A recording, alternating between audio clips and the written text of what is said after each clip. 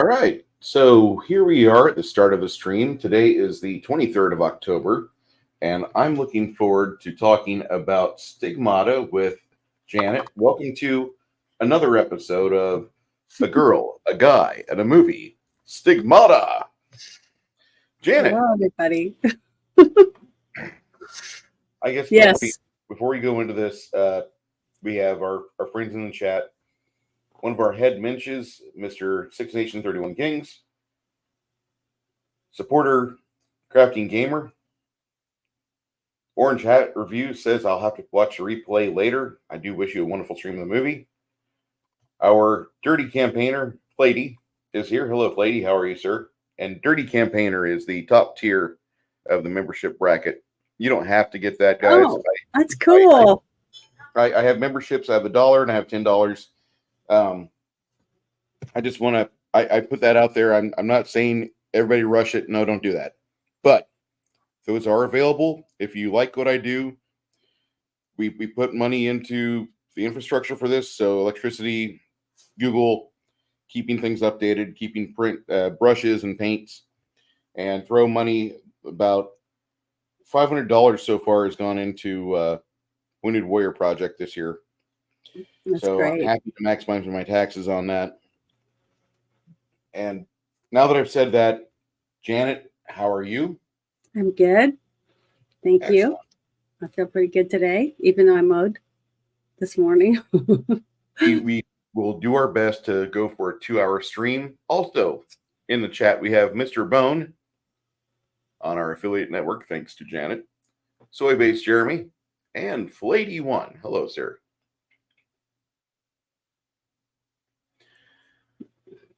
You were the one that wanted to watch this movie because we've kind of stayed away from the typical rigmarole of Halloween movies, which, granted, it's great every Halloween to sit and watch The Thing, to watch Nightmare on Elm Street, to watch Friday the 13th Part 4, because out of all of them, I think that's probably my favorite.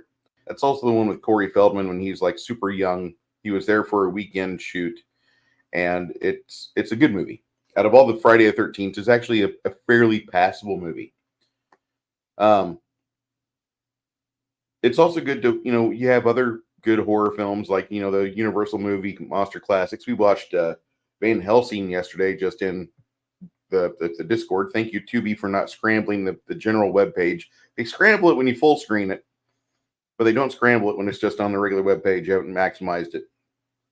So we did that. And that's a passable Halloween film. I think that's a really good monster movie. I kind of want to review that next year. I'm just going to say that. Which one? Van Helsing? Van Helsing, the 2004. It's a great movie. But okay. I was going through lots of other channels, just skipping through, looking at other people's movies that they were reviewing or talking about. And I just don't want to always do the same thing everyone else is doing. And didn't we did a couple really good ones last year around Halloween. So. Oh yeah. We did my favorite scary movie, The Thing, which I know. the entire aspect of that movie is like that's paranoia and deception. And like this year, I think my friend Nick Weiser is going to abstain from doing his Toxic Tuesday stream. So I'm not going to put it out immediately, but I'm going to give a verbal notice. Tomorrow night, after about 9 o'clock Central Standard, I will be doing a stream where I read things, the things. And it's the thing from the thing's point of view. Oh, yeah, that would be really interesting. Fighting to survive. Yeah. On a planet and find its way off the planet by using other people. He's trying his best. He's trying. It's a great read, and I hope you guys enjoy it. I'll be doing that tomorrow night, post 9 o'clock. I'll put up a reminder or a notification in the community tab on my YouTube channel, and I'll also do everything, everyone, everywhere, blah, blah, blah. But I'll notify that in the Guy Girl Movie tab of our Discord as well, and I'll drop it in your Discord. Okay. But I think like that's when I read that story. When I read that story for the first time, I was just kind of taken aback, and I was very impressed. I clapped. I know that sounds stupid, but when you read a book and you get done reading the story and you stand up and you clap and you're like, oh my God, that was great. Well, the Thing's made me do that. the Thing makes me clap nowadays when I watch The Thing, even as Childs is drinking the J&B Scotch and McCready's just giggling. You know, it's like, why is he giggling? Is that J&B Scotch like really Scotch? Is that gasoline he just drank, or is like McCready? What's going on here? So I love how that book ends, how that movie ends, and I love the how this thing starts. is, there's so many of those types of sci-fi horror movies, you know, like Alien and all the Alien movies I thought were really good. And then The Thing, and then there's you know, a few others, you know, things that come from outer space, you know, to haunt us. That one, was it called The Pods or something like that? And the Puppet Masters? No, it was like there were like pods that they put in under your bed or whatever, and when you slept, it would take you over or make a clone of you. Donald Sutherland starred in it. I cannot remember the name of it. The Puppet Masters. Is that what it was called? I think so. And they were alien pods, and they were, you know, you transformed into. I didn't know what it was called. I couldn't remember, but I remember how scary. On the back of your neck. It was real scary. It was a really good. That was a really good scary movie, and it was, you know, sci-fi. And that one where you had to wear the glasses to see them. What was the name of that one? They live. Oh, they live. Yes. Yeah, see, there's so many really good, and then you got Mars Attacks, and you got, you know, these some that would have the, you know, the comedy added into it. But this one really isn't a horror movie, really per se. It's more of a drama thriller. So I don't know. I really like this one. Papa Cotton. Invasion of the Body Snatchers. Yes, that's it. That's it. That's what I was trying. I just could not remember the name of it. I just remember that the pod was just really scary. The whole idea of it becoming you, taking your place. Yeah, it was pretty scary. While you slept, because everybody has to sleep. I thought that was really good. But I like there's a 1995 version, and then there's another version from I want to say 58 with Steve McQueen. Steve McQueen was in two really good movies in the 50s. Not that he was in any, you know, just those two movies, but he was in Invasion of the Body Snatchers and he was in The Blob. And both of those films still stand up today. I don't think I ever seen The Blob. Oh? I don't think I've seen it before. Oh. Oh, wow. So we'll have to watch it. Oh, yes. But yeah, I've heard a lot of people talk about it and tell me how good it is and stuff. But yeah, the series V was really, really good too. I like the one with Mark Singer a little better, but the one with Morena Baccarin is still a really good opening. There's another one besides the one with the guy from Beastmaster. In 2014, they started in 2011 or 2010, they started a V series. And after like the first 3 or 4 episodes, they pulled the script writers into some like closet in DC and beat the shit out of them and said, you're making it sound like, you know, the government's bad. And so they came back and they came with a nicer, safer, happier V series. But it was not long lived. The first 3 episodes are fantastic. The new one, you mean? Yes. Okay. I'll have to check it out. Puppet Masters was a 90s film with Donald Sutherland based on the Highland book of the same title. The 78 version of Body Snatchers was good. It says 6 Nations, 31 Kings. I'd like to say hello to Papa Cotton, by the way. The original Blob is free on YouTube, and the remake's very good too. I can find the remake. I can do a Bing image and video search, and I can pull it up. It's great. The new Blob from 1988. Keep in mind it is a little gory, so don't have the young ones watching it, because 1980s, the late 80s are probably my favorite period of movie making.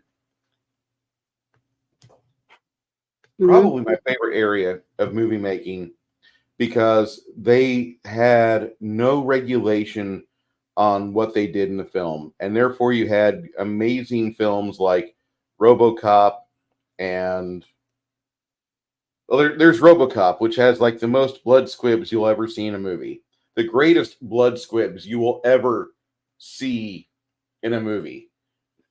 And I want to play the Mr. Kinney clip right now, but I'm going to not do that. Okay. There was another couple of movies, like I think it was called Terror Train. It had David Copperfield in it. Ooh. With Jamie Lee Curtis, and it was them having like a college Halloween party on a train, and he was a magician, and there was a psycho on there killing people. That was a really, really good one, scary wise. And then there was Funhouse. Do you remember that one? Yeah. Where the kids go to the Funhouse and they're all getting murdered. That was really, I mean, there's just so many, and they're all different, different depending on, what kind of scariness you love. You want hack 'em up scary, or monsters, or if you want spirits, like in The Changeling with George C. Scott. My mom loved him, thought he was an awesome actor.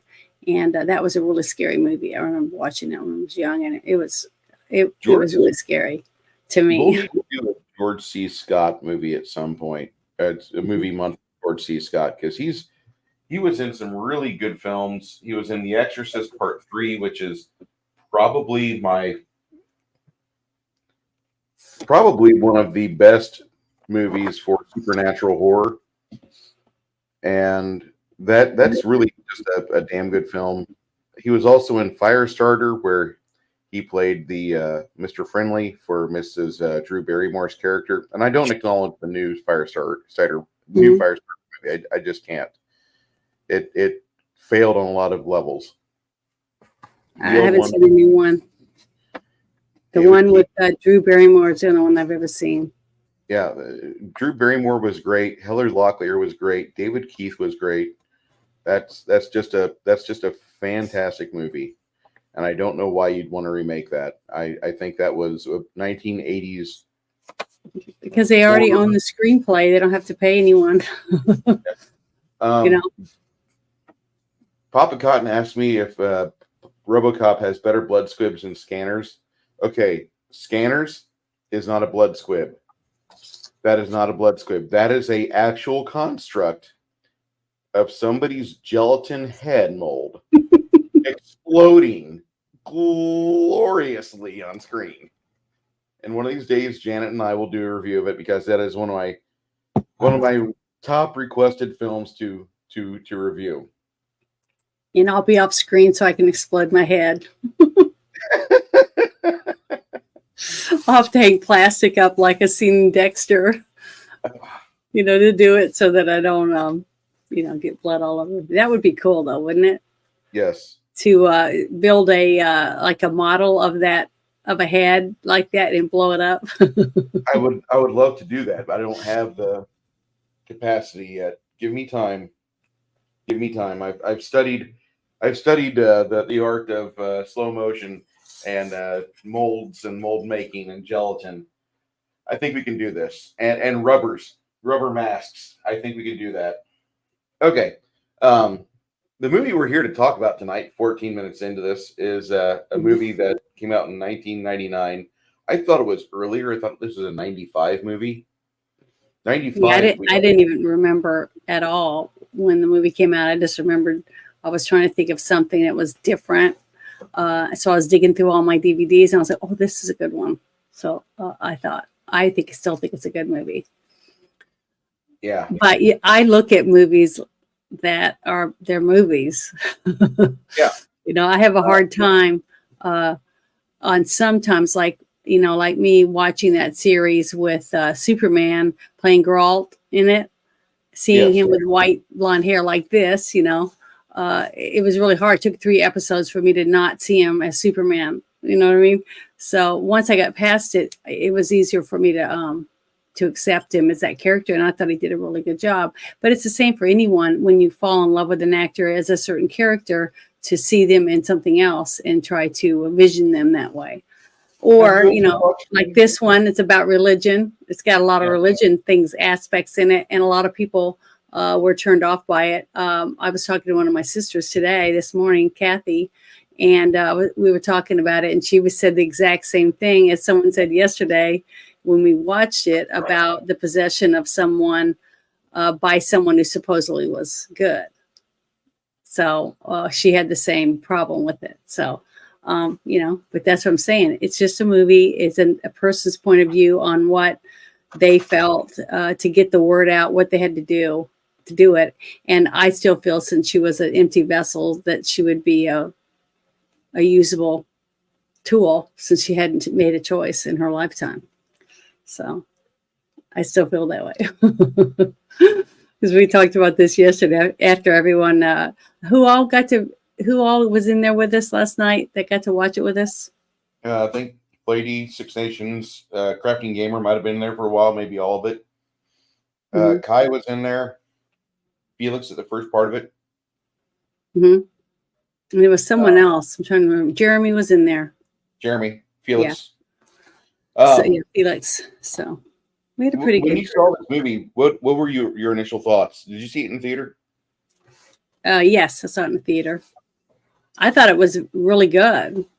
I thought it was a really good movie, but I loved Gabriel Byrne as an actor, and the other guy that played the priest. I liked him. And then Patricia Arquette was kind of new. I don't think she was, famous or anything yet, but I thought she did a really good job for her character. Do what? I knew who she was in this movie. I knew who she was going into it. Into 99, I was a fan of Patricia Arquette because in 97, I was introduced to the movie True Romance, which... remember, I hadn't seen that yet. I hadn't seen True Romance. That's why when I saw her in this one, I didn't. This is like, I think might have been the first movie I'd ever seen her in, and I thought she was adorable. But I had 2 sisters that were hairdressers, so they wanted to see it because they were hairdressers, and the character in the trailer, she was a hairdresser, and I thought that was kind of cool to get to see this movie, and it was supposed to be a thriller, kind of scary. And Kathy's one of those ones that keeps her eyes closed basically through the whole movie, so she misses most of it. So it was kind of fun to get to go and watch this movie with 2 of my sisters.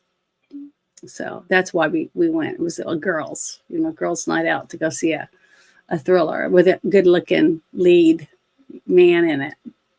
So older man, so you're like, I don't know. I can't explain it any different than that. But you asked, so I'm telling you. Gabriel Byrne was 48 or thereabouts in this movie, somewhere around that. And he did, kind of bring a young, professional woman to the theater. Yeah, definitely. It really does make a difference if you have an attractive actor or even Jack Nicholson. I never thought Jack Nicholson was attractive, but something about his charisma or something about his acting ability, it being lots of women will go watch his movies simply because something about him is very attractive. I can't explain it. And there's lots of actors like that for men and women that are very, they draw people to the movie theater without having to be, some drop dead gorgeous person that you would probably, your eyeballs or tongue would be hanging out if you saw him walking down the street. But if I just saw somebody walking on the street, like Jack Nicholson, and I didn't know who he was, I probably wouldn't even look, more than just see him. You know what I mean? But after seeing him portray a character in a movie a few times, you're like, wow, he's really good. And I want to go see him because I think he's great, So that's how I felt about getting to see him after I saw the preview for this movie. I thought he was really attractive. And I really am into thrillers, really good, scary, high tension movies, that type of thing. So that was one of the reasons why we wanted to go see it. this movie has some really good actresses and actors in it. Mm-hmm. I do like Portia de Rossi. Mm-hmm. You have Lydia Hazan and Nia Long in it, and they're both pretty good in the movies they're given and the roles that they're entrusted to carry. Jonathan Pryce is an amazing actor, and this movie here kind of puts him in a not a good happy role. He's not in a good position. Mm-hmm. He's a very good antagonist in this movie. He was in The Two Popes in 2019. He was in the movie Brazil in 1985. I don't know if you remember that. He was in the original Pirates of the Caribbean, which that was probably one of the best roles he did. I loved all three of the. We need to do that one month. We do 1, 2, and 3 like that, because those are all three good movies, and the stories are really good and different. And on the flip side of that, for really bad stories, but very enjoyable bad movies, the G.I. Joe: The Rise of Cobra and G.I. Joe: Retaliation, he plays a very good president of the United States in the first one, and then he plays Zartan trying to play the president in the second. And it's really good.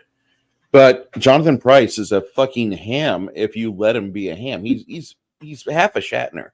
He's not quite fully a Shatner, but he's really good. 8 memes destruction. This movie has talent like crazy.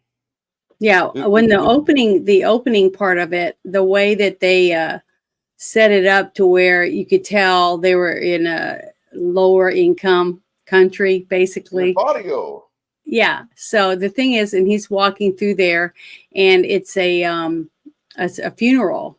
You know, at the funeral, you don't really know what's going on until you see the camera pan up, and then you see the statue whose eyes are bleeding. Right. So then you know this has something to do with the Catholic religion or whatever, because you could tell by looking at the altar and everything in the church that it was a Catholic church. So right off the bat, a lot of people will be going, oh, another one of those movies. You know, you're thinking that, but I didn't, because I like that type of movie. I'm drawn to those movies. I don't know why, but I just am. Listen, it's okay. I love really good 80s prosthetic schlock. And you've got like Brazil, which is rife with all sorts of supernatural stuff. And you can do Catholic schlock horror. You can do really nasty jungle stuff. A Light in the Forest is one of those movies that many people on my channel might know I really enjoy. And I don't know why I like that movie so much. I mean, it's not exactly a family-friendly movie. Most of the film, oh God, if you have a man who took his wife and son down to Brazil, and they lived in these really nasty-looking apartments, like they just look like East German apartment shitholes. And then as the boy and him go out one weekend, the boy gets lost in the forest, and the husband, the father of the son, goes out looking periodically, and finally one day he actually bumps into his son like 17 years later, and he's like, we found you, come back, your mom loves you, we want to see you. And the kid has deteriorated his skill of English language. He's got damn near no English. And was he kidnapped? Not kidnapped. He just got lost. And then the father's just panicked, and he's out in, the Brazilian rainforest. And when he finally finds his son, like, there was a guy that was with the father that he got eaten by cannibals. Like, just to tell you how nasty this area is, there's cannibal tribes. And it's just a really just a horrible situation. It's a great film, but the father, his heart gets broken because the son says, Daddy, I love you, but my father is here in the tribe. He's taught me how to be a man. And he's taught me to think, no, let me show you my girlfriend. And as they take the father back to the tribe, all of a sudden another tribe attacks and they kidnap all the girls and women. And this tribe is doing this because they're being paid to bring these tribal women to these crappy cities in Brazil and sell them on the sex slave market. And So I've never heard this movie before. Oh my God. 1985, I think. What's the name of it? A Light in the Forest. I've never heard of it. We'll have to watch it. It's kind of gruesome, but I mean, you are watching. It can't be more gruesome than Bone Tomahawk. Did you ever see that? You saw Bone Tomahawk? Yes. I have a respect for you. I watched the whole thing. I thought it was very interesting because I had a grandfather that told me all types of stories about stuff like that, about Indians. And he married a girl whose mother was a Choctaw, lived on the reservation. So a full-blood Choctaw Indian. So my great-grandmother was on my mother's side. So the thing is that there were lots of horrible stories that he told me about that I didn't believe about some of these tribes, certain tribes that would skin people and all kinds of horrible stuff. Now, I don't know if it's true or not, and I haven't been able to really research it because I don't remember a lot of the intricate stuff that he tried to explain to me. And had different names for stuff, but I don't remember all of it. But I have tried to look up some of it. But when I saw that preview for that movie, I thought, oh, I gotta watch this. And it was very gruesome, but I wonder how much of it was real. Because, different people do different things depending on how they're raised. We're seeing that right now from other cultures in the world, how they deal with their enemies, and what their outlook is. There's a lot of people willing to get in big fights in the streets over right now. So, yeah. I mean, I'm very thankful that San Antonio has only had a few small protests about the crappy retards from the 6th century that don't like people of the 6-sided star. I'm really happy about that. I might have to make a detour when they have a big protest just to get my felony count up. I seriously don't like the way that parts of the world are turning against the people that embrace Western civilization. Like, why are you supporting them? No, those people are like Hamas. It's really hard to understand. And the thing is that I've realized from some of the conversations that I've had is that you can't argue with some of these people because they're no matter what you say or what you show them, that it's not enough. They're not going to change your mind. So there's no reason to do it. I mean, I had a person threaten me on X when I commented on one of the things about the young woman that was dragged behind the truck.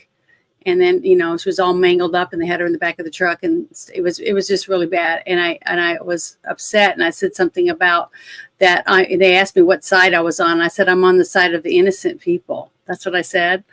And this other guy said something to me about that I was a coward or something, that I couldn't pick the right people. And I said, well, I'm definitely not going to on the side of the people that murder innocent people. And then he said something about, so you don't like that one side.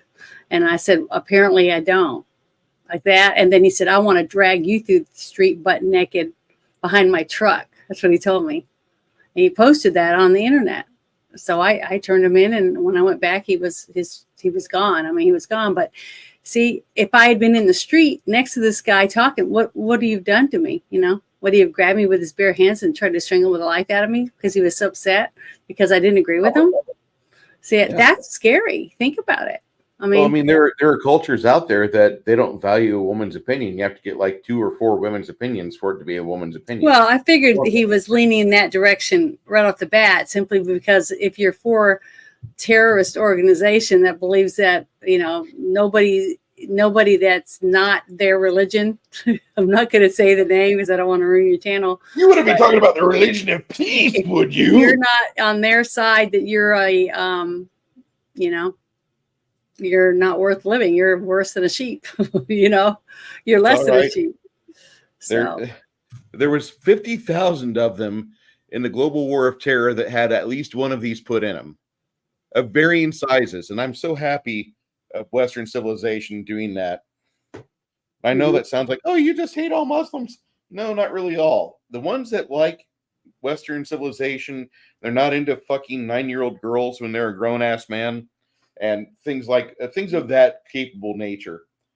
I really don't mind those. Well, the thing that I try to tell people about that is you have to remember this one thing.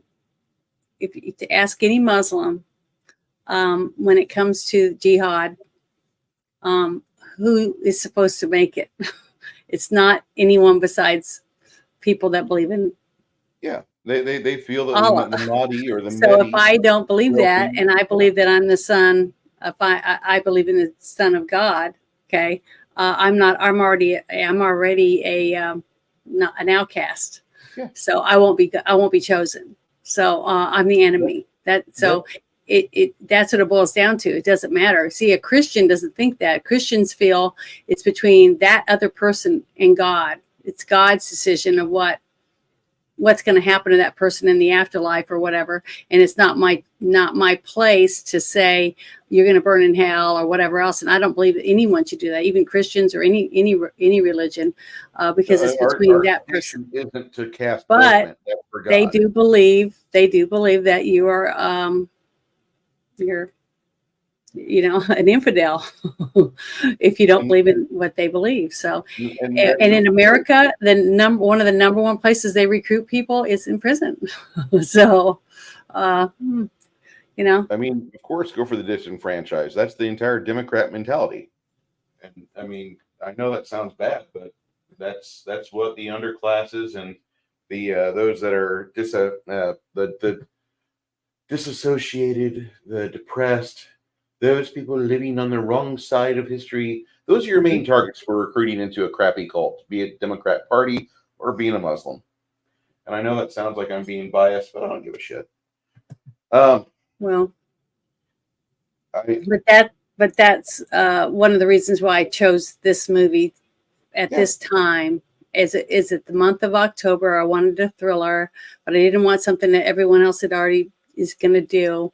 And I thought that this was a good way to get to talk about the way religion affects our lives today, basically. And it has a little bit to do with this point of view of a lot of people for this movie about the possession of someone by someone who's supposedly not a demon.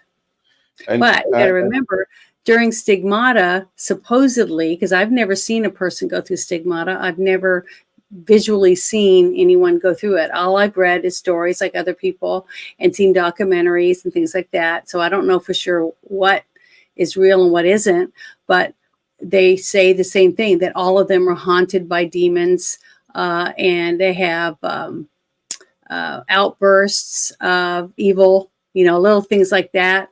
Now, I don't know why. I don't understand what that has to do with anything. But to me, that aspect of it being in this movie, I thought what made it more believable to me for the stories that I remember hearing when I was young. So, to me, the movie, I thought it was very, very, very good. It was definitely a thriller for me. And I was thankful at the end of the way it ended up.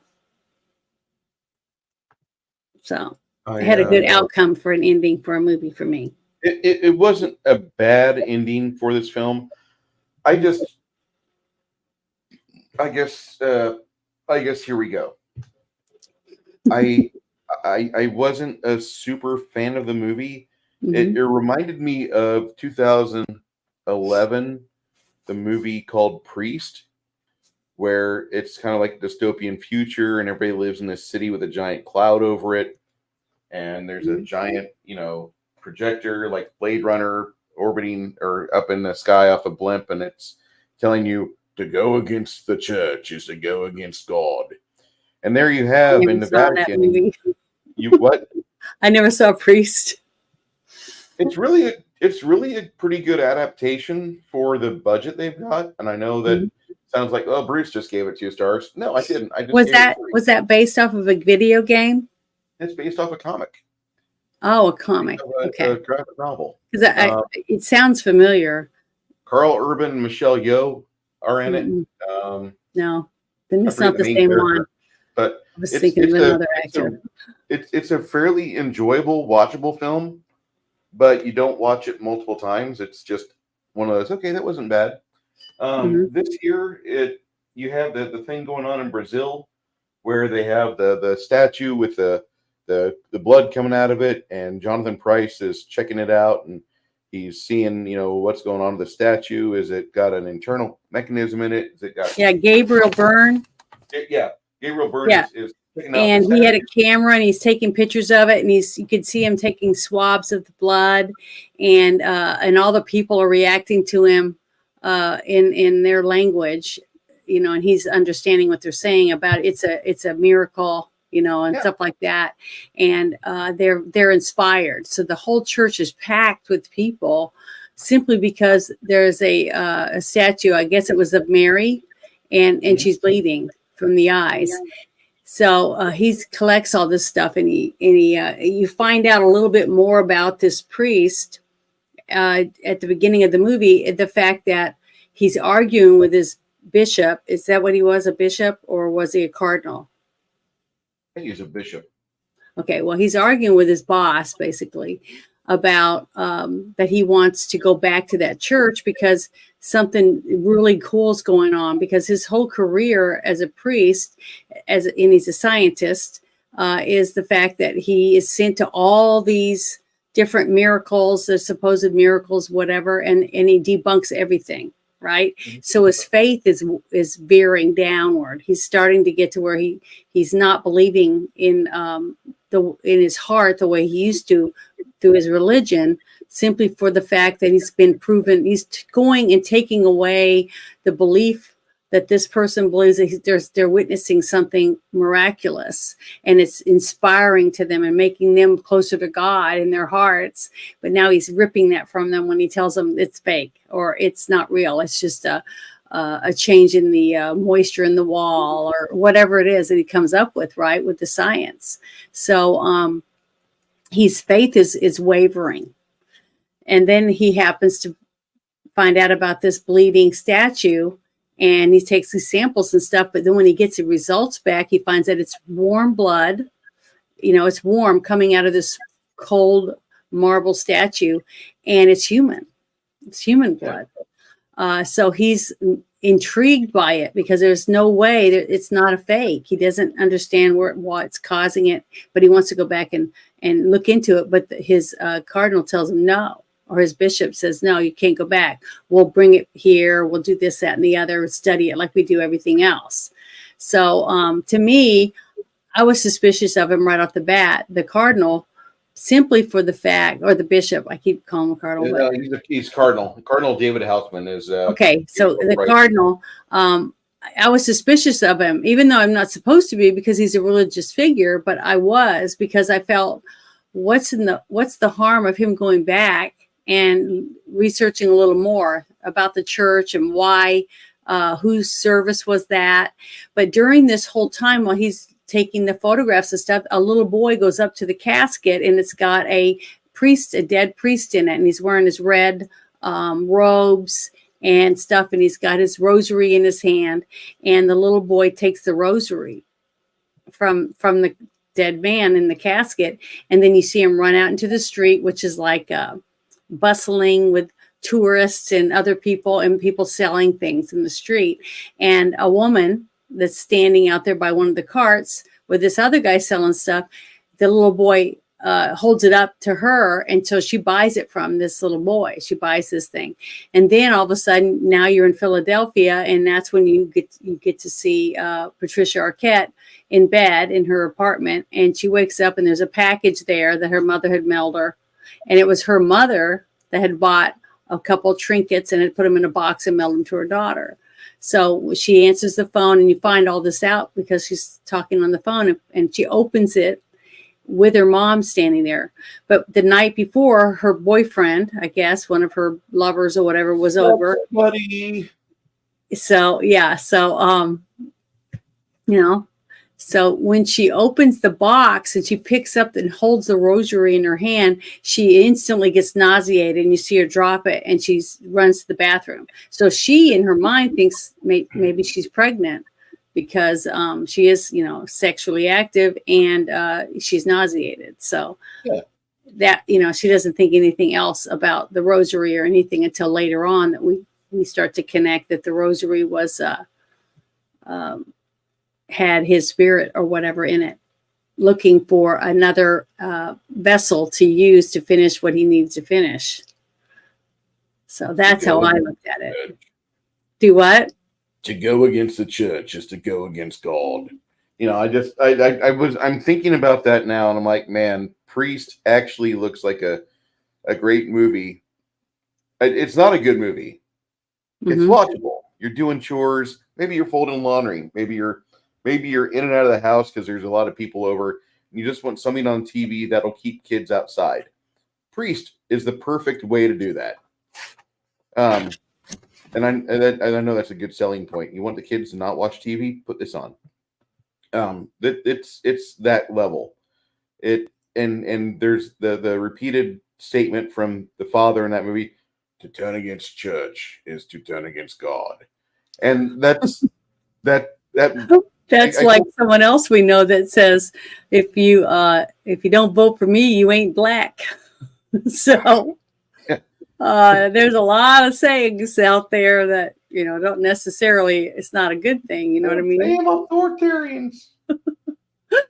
I like the actors in this movie, but the movie for me falls flat with Patricia Arquette, and I don't think it's her, but I think it's the script. And I'm going to go into that in the final half of this because that deserves some screen time. This movie, the Jonathan Pryce character, he plays a very good bad guy. He really does. He plays a character he's a very good actor. Yeah, he's very accomplished, and he plays this smarmy cardinal with all of the panache of a mustache-twirling villain. You're going to go investigate the things we tell you to, and stop being a scientist. You're a member of our clergy. You're a father. People lay their heads on your shoulder, and they cry to you. This is a Crafting Gamer has gifted. Anybody in the chat who wants a membership, go ahead and select accept memberships, and you can thank Mr. The Crafting Gamer, Mr. David, if you so choose. And you don't have to do that, Crafting. I appreciate it. I really do. This is a mustache twirling villain, and he's telling Gabriel Byrne, you're not going to investigate this. The matter's done and over with. We have no need for this. And it takes the time where you see Gabriel Byrne kind of get upset, and he's like, I really want to go back and research this. This is something kind of important. We are onto something. This is the first time we've seen actual blood come stone. Warm blood. It was coming from her eyes warm out of a cold stone. Yeah. You could tell when he was talking about it, to me, at least, I thought his acting was good enough to where I felt like he was inspired by what he was seeing. And he was really intrigued and wanted to go back and investigate further because he was wanting to find truth, that and believe again. You know what I mean? He wanted to be rejuvenated into his belief in God. And there are people out there that back in the late 90s, they would find Jesus in a piece of toast or in a shadow on a oil tank out in the middle of a refinery. They would see images of Christ, and like all of a sudden there's a traffic jam because everybody's trying to go see this apparition of God. And that would be something you deal with, you see. Yeah, and that's basically what he was saying about the Vatican and how they investigate all this stuff from around the world. And that was part of his job, and that they didn't have time for him to be going off doing this on his own when it wasn't something. And he goes, with all this proof I have, that's plenty of proof for me to be able to go there. So, and he was adamant against it. So that to me made me look at him as something was up. So right off the bat, I didn't trust the cardinal for some reason. I didn't know why, but I didn't trust him. So, I just thought, the politics of the church or whatever, that kind of thing is what I was thinking. But as it went along, and then you found out that Frankie, the girl that was possessed, her very first thing that happens to her that evening is she's taking a bath, okay? And then you see her get pulled underwater, but not really pulled because she wasn't really being attacked by a demon. She was going through stigmata. See, that's the difference. It wasn't a demon or a possession or anything like that. She was having symptoms of stigmata, and at that moment, she was having her wrists, nails going through her wrists. And that's the people at the hospital asked her, if she was trying to harm herself and why would she cut her wrists and do the damage that she was doing. But the interesting thing at the hospital was when the doctor that was trying to tend her wounds and stitch her up said she couldn't get it to stop bleeding, but it only bled when she touched it, and then Frankie said, well, then don't touch it. So, she was like perfectly fine. She just seemed like she didn't even remember really what happened to her, and it didn't hurt. She said it didn't hurt anymore, but that she was still bleeding though. It was just blood was just pouring out. So I thought that was very intriguing to me. And I remember after I watched this movie going home and getting books and stuff out to try to find out about stigmata because I'd never heard of it. I'm not a Catholic, so I never was presented with that. So to me, I didn't look at it as just a stupid movie that had bad writing or whatever like that. When I did watch it the first time, it was the fact that it made me and other people that I talked to about it interested in finding out what stigmata was. So I think a lot of people researched it after they saw this movie just to find out what it is, especially if it's not the religion that you grew up in. Because, a person like me that's not around Catholics would never even think about it. Sorry, what? Methodists have never heard of stigmata. Baptists typically don't hear about stigmata. Now, you will see some Southern Tennessee or Eastern Tennessee congregations, they might do the speaking in tongues stuff, but that's about as close to it as we get. And this movie here was kind of interesting because it did bring something to light, which many people in their own religious way were given a broader knowledge of what things, what there is possibly out there. I think the overall initial thought of this spirit inhabiting a rosary, I thought that was kind of hokey, to say the least. Yeah, but it's a movie. It's a movie. I also couldn't stop painting figurines last night, and I didn't pay a lot of attention to the movie. And that's fine. But the thing is I liked watching it again. I enjoyed watching it again, and it really made me think about a lot of things that I hadn't thought about since I watched it. But it's still making me focus, like a laser now on what's going on right now in our country and in another country with all this stuff going on with Israel and the Hamas and all that, because it's Christians against another religion, basically. So, and basically that's what this movie was about. It was about the church, not wanting something to come out that they supposedly knew about, writings by the Jesus Christ, that he had actually written something and they were hiding it from the people. They didn't want the people to find out that Jesus had written his own, part in the Bible that he wanted people to see, and he didn't get to because they were hiding it. And that's what I thought. That intrigued me. It pulled me into the story once I started finding out a little bit here and there. And then I realized to me that she wasn't really possessed by the guy until the very end when she's writing on the wall. The whole other thing that she was going through was stigmata to get her body purified, basically. This is my interpretation of what I saw in the movie or what I got from it, that she was a atheist. She didn't believe in God. Okay. So she wasn't religious, and a person that's not religious doesn't usually persecute themselves and go through stigmata. So that's why Gabriel Byrne's character, when he was sent there, and he was sent there by his his priest, basically, or his cardinal, because he was trying to get him to stop talking about the other place. He didn't realize that the mother had the rosary and mailed it to her daughter, and that priest that was looking into the actual scripture written by Jesus Christ himself was in that rosary, or his presence, or something, like I was talking about last night.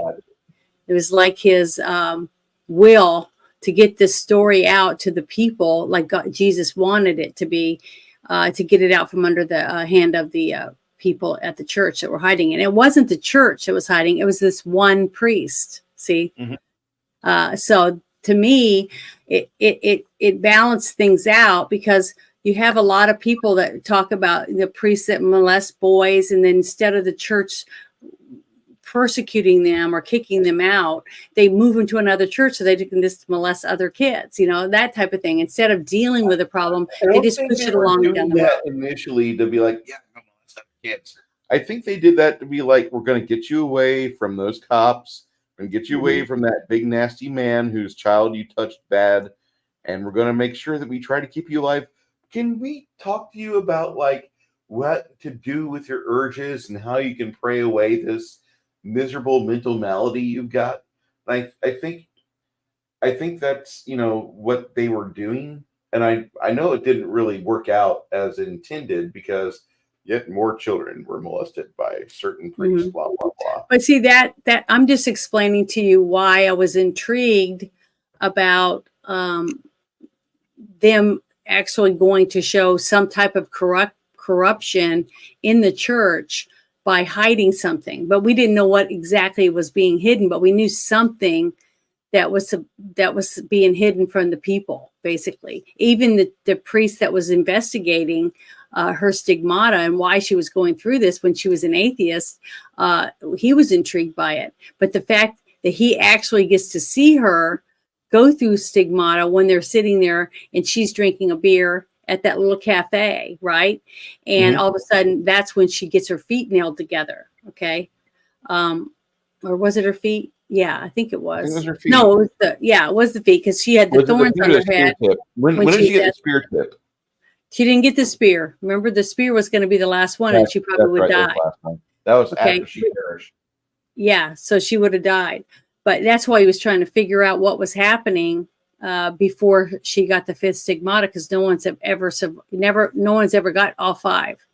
Okay, but she had already had her wrists done, and then she was saying, "Hey, this isn't right," because all these crosses that are all over the world, they have Jesus nailed to the cross through his palms of his hands, remember? And then he said, well, that's not really true. Back in the Roman times, when they wouldn't do it through the hands, because the weight of the body would be too strong, that it would just tear the hands off and you would fall. So they went through the wrist, because of the two bones that connect at the wrist. It would go right there. That's where the nail would go. So that scientific, the science side, which I liked, they added little things like that for Gabriel Byrne's character, because it showed that he was a religious man, but he was also a scientist. He was looking at it through facts and not just his spiritual, there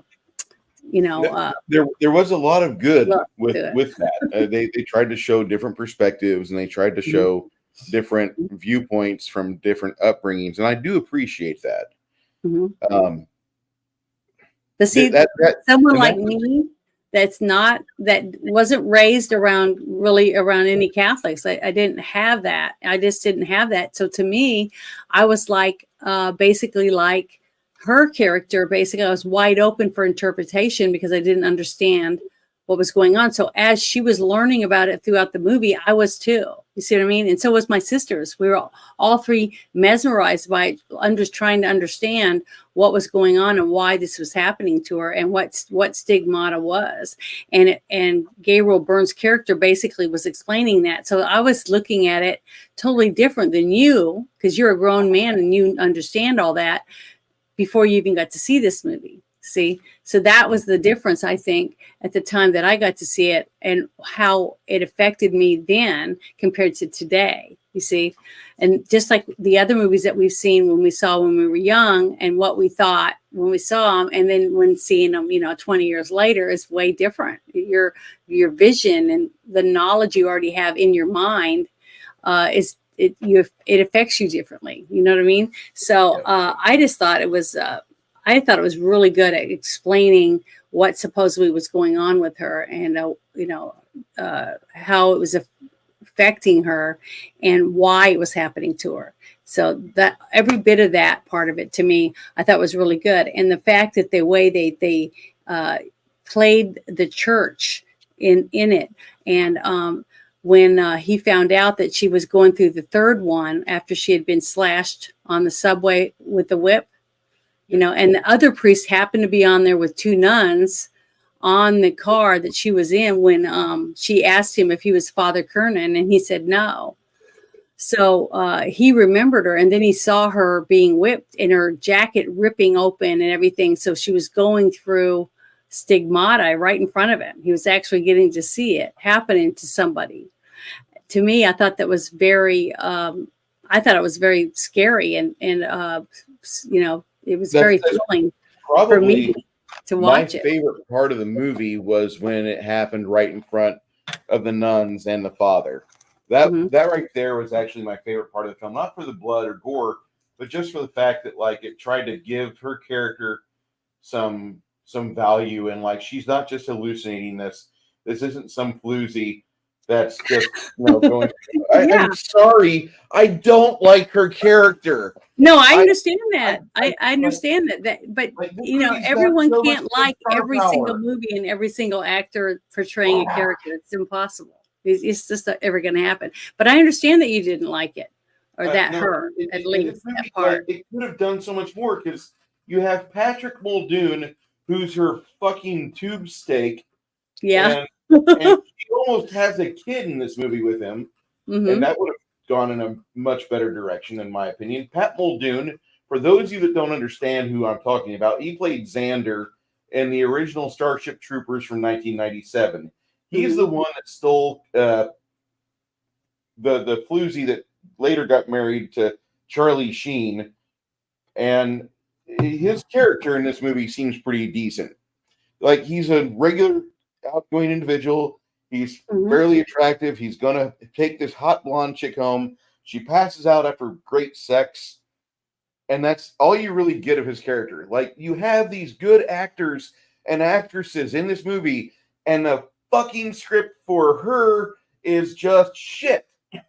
I absolutely cannot stand the script writer here.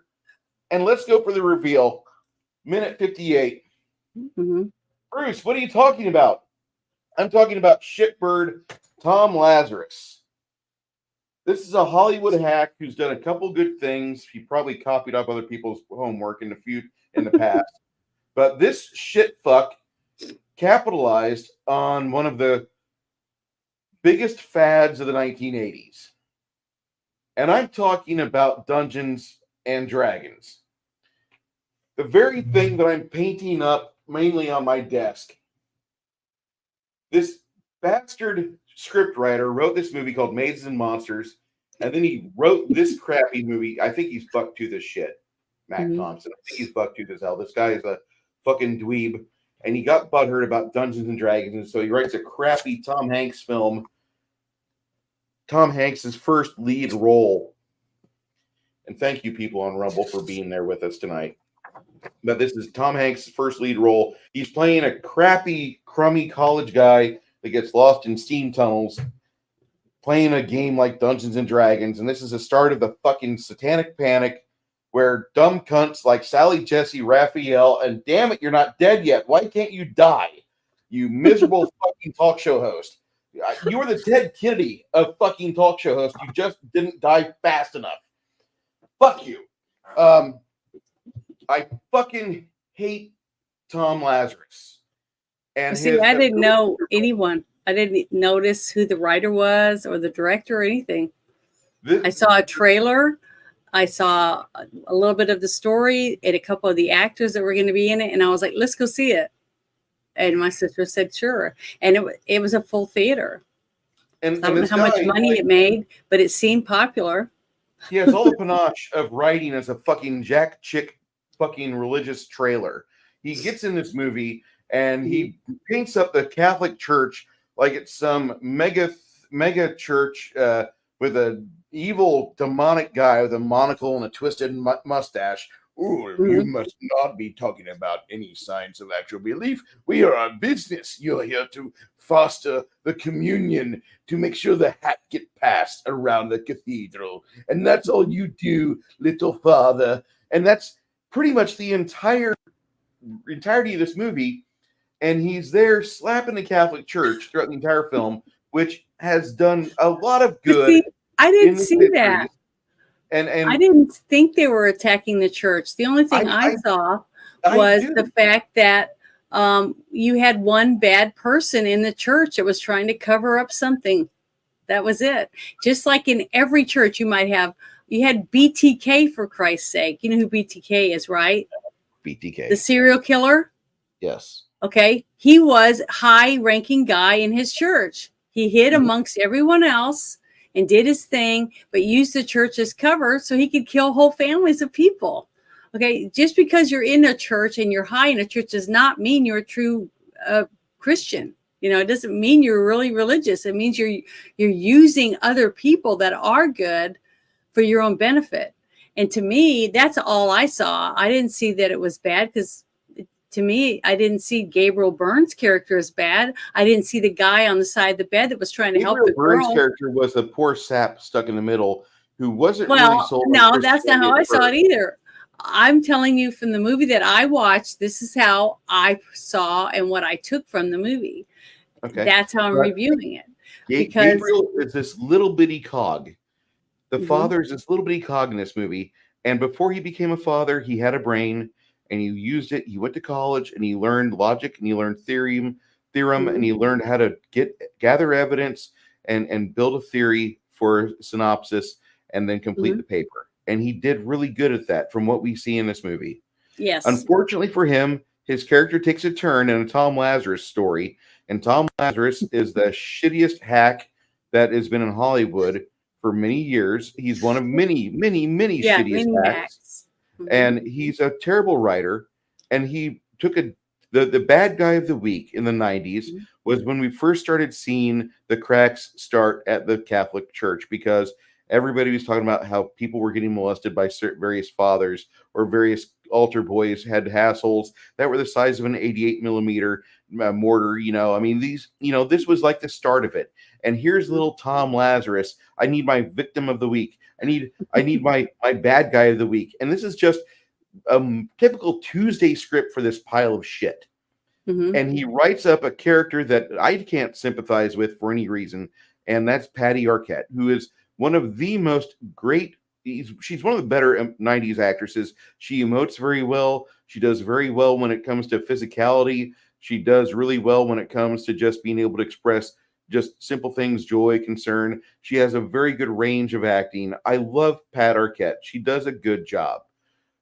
But she's in this movie where she's a two-dimensional character where she gets to play a person who's getting her butt gaped out by some puppet spirit and blah, blah, blah, blah, blah, blah, blah, blah, blah, blah, blah, blah. But see, it isn't a spirit. It's her devotion and her punishing herself for sins. But see, it wasn't her. It was the other priest who was still punishing himself for not fulfilling what he thought he should fulfill before he died, which was finishing the gospel of Jesus Christ. But, see, that's how I saw it. That's what attracted me to this movie. It wasn't the fact that I never ever heard of Patricia Arquette until I saw this movie. So I just didn't understand who she was. Gospel, the Thomas's gospel, which talks about Christ's own words, and that was being passed around on talk shows. It was on Coast to Coast. Father Malachi talked about Father Malachi Martin. Anybody remember that? He did. 6 Nations, 31 Kings did. Those guys, I'm sure anybody that watches this later on is going to be going, yeah, Father Malachi Martin, hell yeah. Because he was a hell of a believer. He did a lot of good research. I think he found the Ark of the Covenant in Ethiopia. I'm willing to say that because they've got so many people that have been to a certain holy site location in Ethiopia, and these guys don't last long. They just die. Their hair falls out. They just fall apart. And that is at an accelerated rate every 5 to 7 years. But Malachi Martin was one of the main influences for this movie, and he's talking about this all the time. And you have this little hack, Tom Lazarus. He wants to slap the Catholic Church a little harder. Maybe he's being paid by the CIA to do this. Gloria Allred was sure as hell being paid to be a feminist cunt in the 90s. So, maybe this was, in Tom Lazarus's checkbook and statements too. Fuck that guy. Anyway, he writes this miserable script where the Catholic Church is trying to devalue any miracle and try to basically do Operation Blue Book on any potential but see, it wasn't the Catholic Church. It was the one priest. You're saying that, but that's what I'm trying to tell you what I saw watching this movie and what was portrayed to me and what I took from the story. And then I saw another priest who is losing his faith because over and over and over through his whole career as a priest, he's been having to tell people what you're praising is fake. It's not real. Okay. And taking away people's miracles. And all he wanted in his whole life up to that point was to see a true miracle, which is what he saw when he saw that stone that was bleeding real blood. See, that, to me, it was inspiring to me to see a real miracle happen in front of you, And see, I see that when I see a baby kitten being born or baby chick hatching from an egg or holding your own child in your arms after it's born. How can you not believe in miracles? I mean, see, I still have that vision of life. I still have that awe, and it's sad that other people don't have that. But that's what I saw when I watched this movie was this one guy was using his power in the church where he'd worked his way up to very influence what was other people were going to have a chance to see. You see what I mean? And he was using Gabriel Byrne's character and those nuns and that other guy that was assisting, was using all those people without their knowledge to help him commit this atrocity. See, that's what I saw when I watched this movie and what I took from it. When I watched the movie last night, I wasn't paying much attention. So I had to rewatch it today when I got home. And all I'm seeing, and I know this sounds bad, but I'm seeing this guy, and I don't even think I saw the movie. I watched the movie. I took notes on the movie, but I think what I saw was that Tom Lazarus, angry at organized religion, angry at success, still not happy with Western civilization. He writes this film and he portrays the Catholic Church through Jonathan Pryce, who you don't see that, and that's okay. But there's no higher standing character in the church in this movie than Jonathan Pryce. And therefore, I'm seeing this as the church is the bad guy, and they're trying to not allow this information to get out. So they're trying to not allow the information of the girl that gets this various forms of stigmata to become popular knowledge. They're trying to quell anything that this little father is uncovering, and heaven forbid he used scientific theory to prove himself correct. Because the last thing you want to do in the 90s is prove that intelligent design goes hand in hand with the theories of creation and mysticism. Heaven forbid. This is a standard leftist movie attacking the church and the backbone of America's spirituality. And I know that there are some people that just threw their hands up in the air like, I can't believe you said that. I believe I said that for a reason, because this came out in 1999. A lot of people had a lot of reserves going on at the time. They were pulling back from big purchases. We're scared about Y2K. We have all this garbage going on. Speaking of garbage, that fucking soundtrack, it's the music was not good at all. The worst aspects not any of it. Soundtrack. It didn't go with the movie. No, this would have been far suited better for like The Crow, City of Angels. And if you guys saw that movie, I feel sorry for you. I saw it with you. I have to say that this is a poorly thought out soundtrack throughout the entire thing. Six Nations had a great quote last night. It feels like the ketamine's wearing off and the music's a little bit too loud. That's throughout the entire film.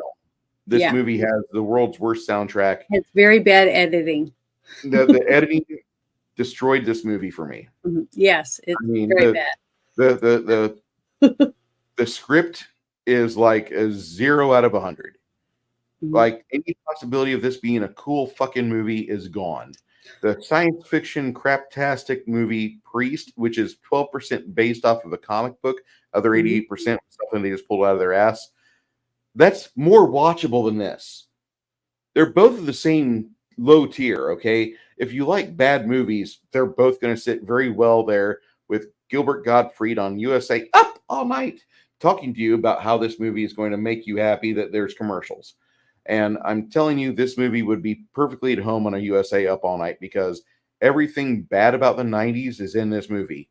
Everything, if you want to see poor fashion design, if you want to look at some fashion that I'm happy didn't make it into 2023, there we go. There's plenty of that. The only thing I didn't see was the women wearing the barrettes, the 40,000 barrettes in their hair.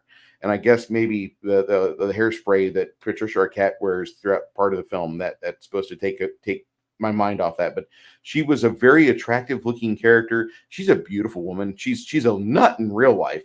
Read her Twitter post if you want to see how distant. I don't follow stars. I don't really put a lot of emphasis on stalking them or knowing what their favorite food is or any of that stuff. I've never ever really done that. I think Hugh Jackman's attractive and a few other actors, just like anyone else would, but what they do on a daily basis to me is really, I don't really give a crap.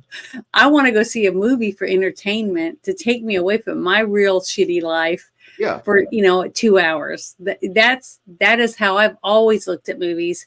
And I'm glad I do, because once you find out about some of these actors, it ruins it. I can never see another movie with that person in it. Once I know something or certain things about them, just like you said about this director, you won't, if you find out this guy had anything to do with any movie, you won't go see it. Even if it's nominated for Academy Award or everyone else is praising it, you won't watch it simply because that person's in it. It's like I will not watch one movie if Jane Fonda's in it. I don't care what show it is or what movie or anything. I will not watch it simply from what my dad told me about her. That's it. It ruined it for me. So I cannot pay money to see Jane Fonda in anything. And I feel that way about lots of different stars. Once they open their big trap and come out on the news and they bash our country or whatever it is, I can't help it. I will not support them in any form. I won't buy their products. I won't wear their T-shirts. I won't pay for their movies or their music. So I understand where you're coming from, believe me. But I'm just trying to explain to you, when I first watched this movie, what I got from this movie and how it inspired me to even want to find out more about the Catholic Church, because I wasn't exposed to that. I grew up on, just like I said, on an Air Force base, and our church was non-denominational. They just read from the Bible. We sang a few songs and we went home. It wasn't pointed in any direction. We weren't focused on anything because it just wasn't there. They didn't have the time when you have 20 different religions all on one base. You just do nothing. You just talk about the Bible, you read from the Bible. And they had a couple other ceremonies or whatever with robes and different things like that for other people at different times of day. But when my mom took us, it was just someone standing up there reading from the Bible that my mom had. And that was all I got out of it. And then when I'd go see my other relatives, they would talk about different things with their way of believing, and that was all I ever had in my life until I was an adult. And then I found out my little sister, when she got engaged, that she was going to convert to become a Catholic. Because she was in love and she wanted to marry this guy from Illinois, and she did, and she's still a Catholic, and her kids were Catholic. So, I don't have anything against Catholics or the church or anything, but I do believe in every church. I don't care if it's a Protestant or Jehovah's Witness, whatever, Scientology, anything, you're going to have corruption in it. You're going to have somebody in there that's stealing or lying or doing things they're not supposed to, and using other people because they're true devout people in their church. They're going to use them for their benefit to keep doing the deed, to lie and steal or whatever, because they don't want to get caught. And I see it. That's why you see me talk about government all the time. That's exactly how I feel about the government. I don't trust any of them, even though it's not fair to say that, but I can help it. It takes me a while to get to trust anyone. I have to talk to them and listen to what they have to say to earn my trust, because I'm in a place in my life that I've been hurt by certain people that were close to me, that it's hard for me to get over the pain of that to build the trust back up. And it's the same way with, people I involved with in church. Just because they sit by me in a pew and they sing and stuff does not mean that they're a good person. I mean, I hate to say it, and I'm not God, so I can't judge them and say they're going to burn in hell when I don't even know who they are. Just like that guy saying he wanted to drag me through the street butt naked, simply because I had a point of view that was different than his. So I try not to judge anyone, but I want to take the time to get to know someone, and they get to know me and be myself around them and be honest about my feelings and stuff. That way they see me. They don't look through me, or they don't look past me. They see me and who I am and accept me for me. Just like you should accept someone to accept you for being yourself. Then when you're together, you don't have to pretend. You get to be yourself and be accepted that way. I wish everyone in the world could have that in their life, because I think we'd have a wonderful world if people could be themselves. I'm not talking about pervs, like hurting kids and being able to get away with it and things like that. I'm talking about normal, everyday people that just want to have a happy life and be good to people and be accepted for what they are, whether they want to be bald or they want to have hair or they want to be skinny or short or overweight or whatever, or they want to eat cookies every day. I mean, they should have the right to do that. But you shouldn't get mad at me because I don't want to eat cookies every day. You know what I mean? I'm using that as an example, but that's all. This is my point of view from me watching this movie the first time. And me getting to rejuvenate it again by getting to watch it again.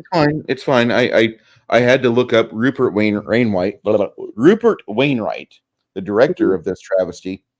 And I'm just going to go, let me see if I can share this. I don't know if I can or not.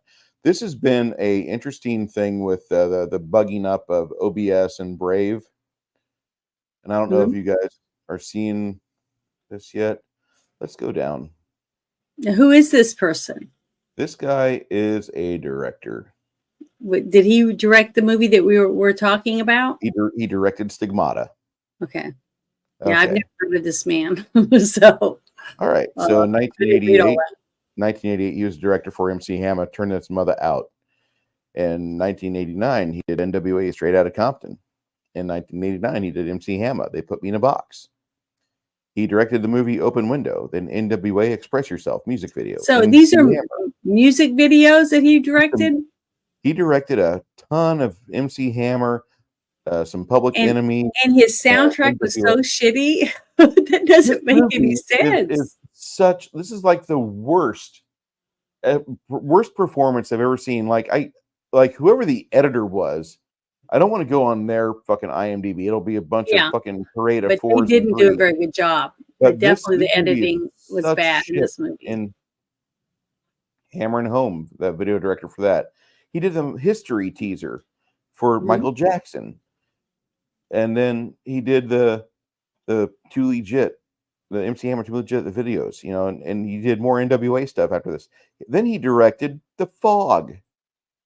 Oh, okay. Well, you're not ready to show that to us yet. I saw The Fog. The Fog, yeah. And this was a remake of the wonderful John Carpenter horror film, which really isn't that great, but it's still 1,000 times better than this piece of shit.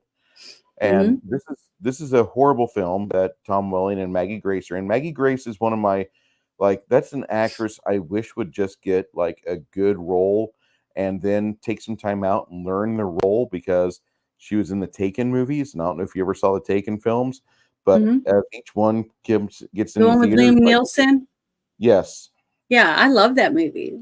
The first one is fun. The first one's great, but after the first one, stop watching them. I didn't see any other ones. Oh my I God. saw the first one. The best movie she's in, which is really a bad movie, is called Lock Up. And you just have to see that. It's like a throwback to 80s action films. And it's missing a few things, but that movie is great schlock. It is such good schlock. Like I would love I think my dream is to watch that movie with my wife naked on the bed and just like lay their arm in arm and watch it, because it's such a bad movie. It's great. It's a great film, but it's so badly schlocky. Yeah. But did you see The Passion of the Christ? I love that movie. Okay. And that did not make the church look good? Actually, that movie told the story, and I know, but it didn't make the church look good. You're hold on. So, but what I'm trying to say is, when you say certain things about a certain church or the people in the church, see what I mean? Doesn't mean it's the overall religion or aspects of that whole religion. You see what I mean? I think this. I'm just trying to get you to see what I saw when I saw this movie. I didn't see it attacking the religion of Gabriel Byrne, you know, with priests or the people at the Vatican, and they were all corrupt. I didn't vision that at all. I guess because I am naive. I am naive in some ways. I saw a corrupt person that was using his position to get away with something he shouldn't. That's what I saw. And I didn't see anything bigger than that. Now, other people might have, and I tried to look it up and read other people's point of view, but I really couldn't find that much that was supposedly negative. Have you gone that kind of stuff? Rotten Tomatoes yet? Yes, this is one of the things I was going to read. It says, where was it? Hold on, give me a second. He said something. This is basically Rain White's film to screw up. After all, he had two of my favorite underrated characters in tow, Byrne and Price, and the great premise that could have gone straight to hell, no pun intended. Apart from some heavy-handed towards the end, it's not a bad little film. Rain White drives a nice balance between the differing words of two major characters. When we first meet Kiernan, he's in the South American amidst the buzzing atmosphere of religious funeral procession, and the film acts accordingly. When we first meet Frankie, she's living in her bohemian, fast-paced, secular life, and the film acts accordingly there, as well with what's been termed MTV-style filmmaking. See, that I said something about that. It reminded me a little bit of a music video or something with bad music. That's what I remember saying something like that. But the thing is, it says lots of cuts about loud music, the usual. It's when the two meet that the film begins to find its pace and strikes balance between the two types of presentation. So even some of the people that reviewed it and looked and watched it and wrote down their own point of view weren't saying anything that I was looking for after your comments, some of the comments you made last night about it being the church is bad. You know, the Catholic Church is a hideous, horrible organization and no one should be a member. You know, I didn't see anything like that. I saw a lot of the same things that I felt as I was watching it, that it was a corrupt person that was trying to control the other person that wasn't corrupt, and it was searching for truth, you see, and he was afraid that person was going to find something out, so he was trying to pull him out of that situation, put him somewhere else. But what he did was he put him right where he needed to go. And to me, that was divine intervention, and that's how I looked at it through the vision that I was seeing of the movie. Now, to me, it would even have been a way better movie if the music and the editing wasn't so shitty. You see what I mean? So that aspect took away from it for me to where, you know, I'd give it around a 6.5. You're double my score. So, but what I'm saying is I'm trying to explain to you how I was trying to find some other people that on this type of stuff, you know, from just the the website interpersonal that, relations where they could actually get along, and the characters were understanding each other and trying to reach out, and he's trying to find out, where does Frankie start and where does this new spirit begin, and what's going on here. I can understand that, because there's this character that Gabriel Byrne is playing, a scientist who has turned over to the man of the cloth. And in the beginning of the film, you can see that other people react to him very favorably. There's the three ladies that are walking around. They might be hookers, or they might be just yes. single available basic Jersey ladies that are wanting to have somebody run their hands through their thick mane of hair and give them babies. I don't know. Yeah.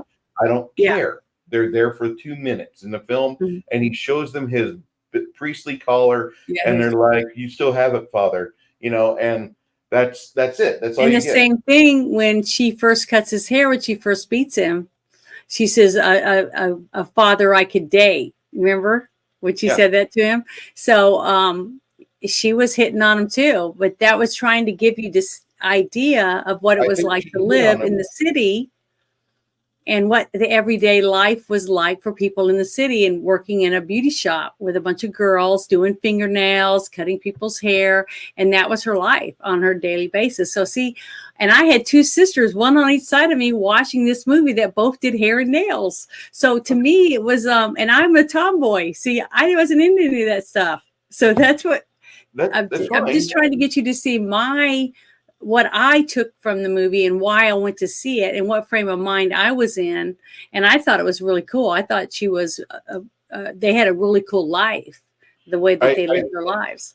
I think that I understand what you're coming from, because the life that she's living as a hairstylist in the middle of the city, that was a life that you're going to laugh. But I lived in the middle of San Antonio in 2012 and 13. I was living from hotel to hotel with a fracking company. There was 20 dudes that I would go to work with at 3 a.m, and we would come home at 5 p.m, and we would grab beers and go get dressed and go find some young sultry woman and go plow like Farmer Brown. And we did this over and over and over. We were amazingly wealthy for the moment. We did not think ahead. We did not plan properly. Many of my old oil field friends are back at it again, begging the oil patch to turn back on so they can make $4,000 a week. Good luck, guys. But we did that, and I was part of that, and I loved it, and it taught me a lot about the world and just where I need to lay at. Now, I'll tell you that my original point, I've not changed my stance. I like this movie for some small things. There are some things that are really good. I like the assembly of actors. They did really good with this cast. However, Gabriel Byrne struggles with the church, and the church being Jonathan Pryce. And Jonathan Pryce, to me, is the Catholic Church in this film, as Mr. Shithead Tom Lazarus tried to write. Because at the end of the film, in an absolutely jarring juxtaposition to the rest of the music video we just watched for an hour and 40 minutes, there's this little synopsis of, there was an actual set of scrolls that were written that Jesus' hand, and they were the Gospel of Thomas, and the church has yet to realize what this really is. And that church, blah, blah, blah, blah, blah, blah. And now I did see that at the end.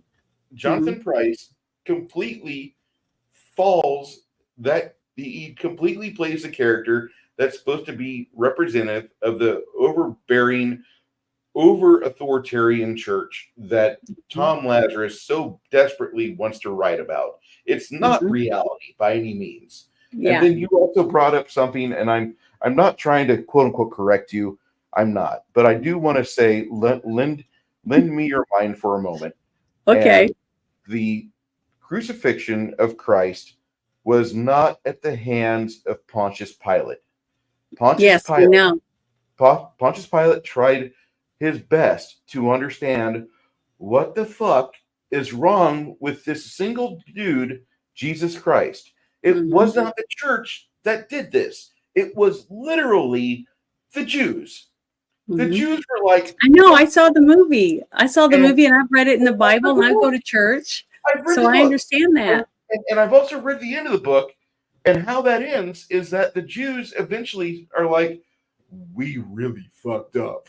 We really, really, really fucked up. Oh my God. Like, he was right. We were completely wrong, guys. We gotta change this. We gotta completely do this. And I'm gonna do an Alex Jones impersonation. And I talk about the Hebrews reversing their 2,000-year decision that Jesus Christ is not a Hebrew. He's not the Son of God. The facts are gay, but Christ is real. And the Jews will be like that. But you guys, you already read the book. You know how it ends. If you're a Christian, if you believe, that's fine. If you're not a Christian, you don't believe, you think I'm full of shit. Great. Awesome. But the Jews will come back to this decision. The Jews are the ones that fucked up in the first place, and they'll be the ones to make the amends at the end. I'm really pretty certain that's going to happen sooner than I want. But the good thing is that I like popcorn, and I recommend everybody buy it, because we're about to see it on a worldwide basis. Yes, I think so too. I'm afraid that might be where we're headed. After today, sure as shit. Did you see what happened? No, I haven't. I've been working in my yard, doing my laundry. I haven't really had time. And then trying to get the video made to put out for this and get my notes and all that. I've been too busy to watch the news or anything today. Israel is here at the Gaza Strip border, ready to go into Gaza. I think you have other Israelites lining up over at Lebanon, and you got Bibi, good old Bibi. He's saying, we're going to take out Hezbollah. No, screw that. We're just going to go to Iran. If we see Hezbollah moving in sync with the Hamas, we're going to Iran. Fuck all of you.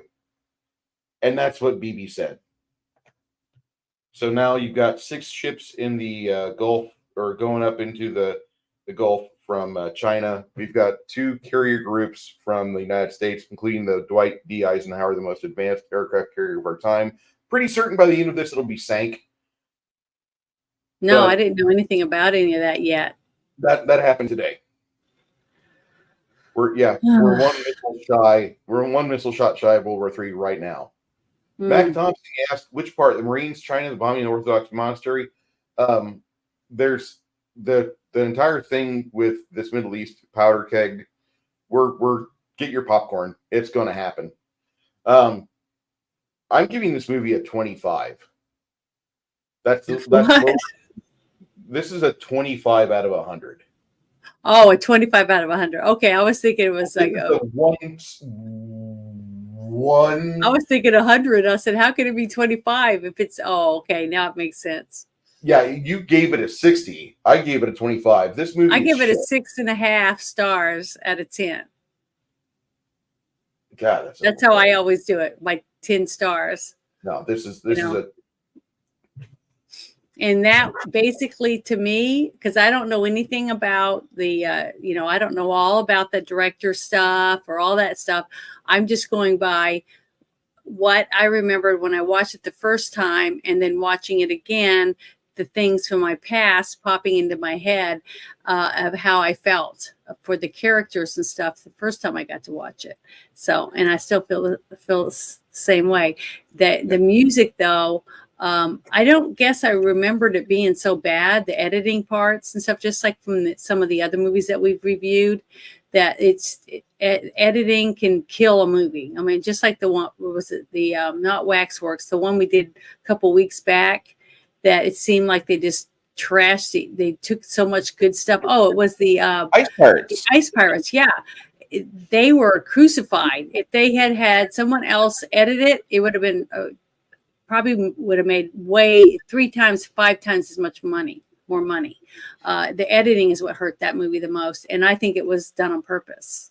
Yeah, it was done on purpose. You read that the head of MGM wanted to muck up all the movies that were not his, that he greenlighted. So anything that wasn't with his stamp of approval, he came around and fucked up everything. That's right. He wanted to screw them all. So to me, maybe the ending of that movie, and he burned it. But now what you told me about this director, now that you say that, and I'm thinking about it in the back of my mind, maybe the person that edited didn't like him. I don't know. Maybe the person that edited this movie and did the music part of it didn't like this director and did what they did on purpose to make the movie not as good as it could have been at the box office, simply because they didn't like who they were working for. I mean, I never really would have thought about that, but when you were going off about some of the other things that he'd done and then seeing the list of all these music videos he supposedly did, I never saw them. So if I went back and watched them and thought, damn, these are pretty darn good, why is this movie so shit? It might be that somebody was trying to do their part to make sure that his movie didn't do as well as it could have. They thought it might have been, or something. Well, that might be, but this film for me absolutely bombed. And I'm so well. Good. Sorry. I'm glad we don't agree on a movie, and we shouldn't, because we're not the same person. We're two different people. We have two different things that we like in one way and we like in another. So I think it's good that we're not always, 100% on the same page. I seriously, I want to go back and watch Midnight Meat Train tonight after all this internet stuff's over. You should then. If it's going to make you feel good, you should watch it. Just like I said, if you're going to force me to watch that movie that I do not want to watch, I will watch it, but it doesn't mean I'm going to enjoy it. I won't do that to you, Janet, unless you do something really bad. If I'd known, now see, if you want to do me a favor, you can save yourself a lot of pain by writing down a list of all the directors you hate. So I can make sure any movie that I want to watch that has that director, I won't pick it. I'll pick something else. Mac Thompson brings up a movie that actually was kind of good. Oh, that was an Arnold Schwarzenegger one, right? Arnold Schwarzenegger and Gabriel Byrne played Satan. Mm-hmm. Yeah, I liked End of Days. I thought End of Days was a very good movie. That was like within 3 months of this movie's release. Okay. Mm-hmm.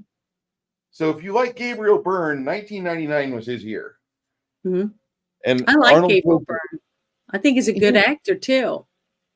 He's no Jonathan Pryce, but he's good. He's really a good actor. Mm-hmm. Look at that mustache and goatee from Mr. Mac Thompson. That is amazing. Janet, your depth of shadiness is refreshing. Oh, what does that mean? I don't get it. I don't understand. Man, so dumb. Why not make good stuff and make money? Listen, this movie here tripled its budget, so they made money with this movie. It's a horror film, so horror films typically will triple or double their budget. No problem. Oh, awesome one. Yeah, and this is something I completely understand and I agree with. MC Hammer and the NWA should have been on the Stigmata soundtrack. You had enough people that were in this movie that looked like they would have listened to NWA or MC Hammer that should have been in this film. Mm-hmm. And that would have made for a good soundtrack. I'm not super akin to rap, but I will listen to it if it's part of a soundtrack. It is what it is. I didn't like it. I still would pretty much rather listen to NWA than Marshall Mathers. Fuck that guy. Mac Thompson says I'd give a Stigmata a solid 5 out of 10. Entertain, although so very wrong. 4.5 out of 10. I'd watch it on cable, but I only spent $3 in the bargain bin at the record shop for Stigmata. Mm-hmm. Yeah, mine was given to me. Yeah. My DVD. Gabriel Byrne played a hell of a devil. He really did. Mm-hmm. He played a great. But he's a good actor. He really is. If you get an actor and you give him a good part, they can be good. And if they get a good part and they're crap, that means they're not a very good actor. I completely agree with you. The film editor of this movie might have been absolutely against this film, and that's kind of what I'm feeling. The more that we talk about it. Mm-hmm. That's why I like talking about it. It's amazing how many times we've talked about things and researched it, from different angles or whatever, and figured out, I think, pretty good scenarios of why that movie was as shitty or as good as it was by us researching and looking into it and talking about it. You know what I mean? I'm going to the cast and crew of it right now.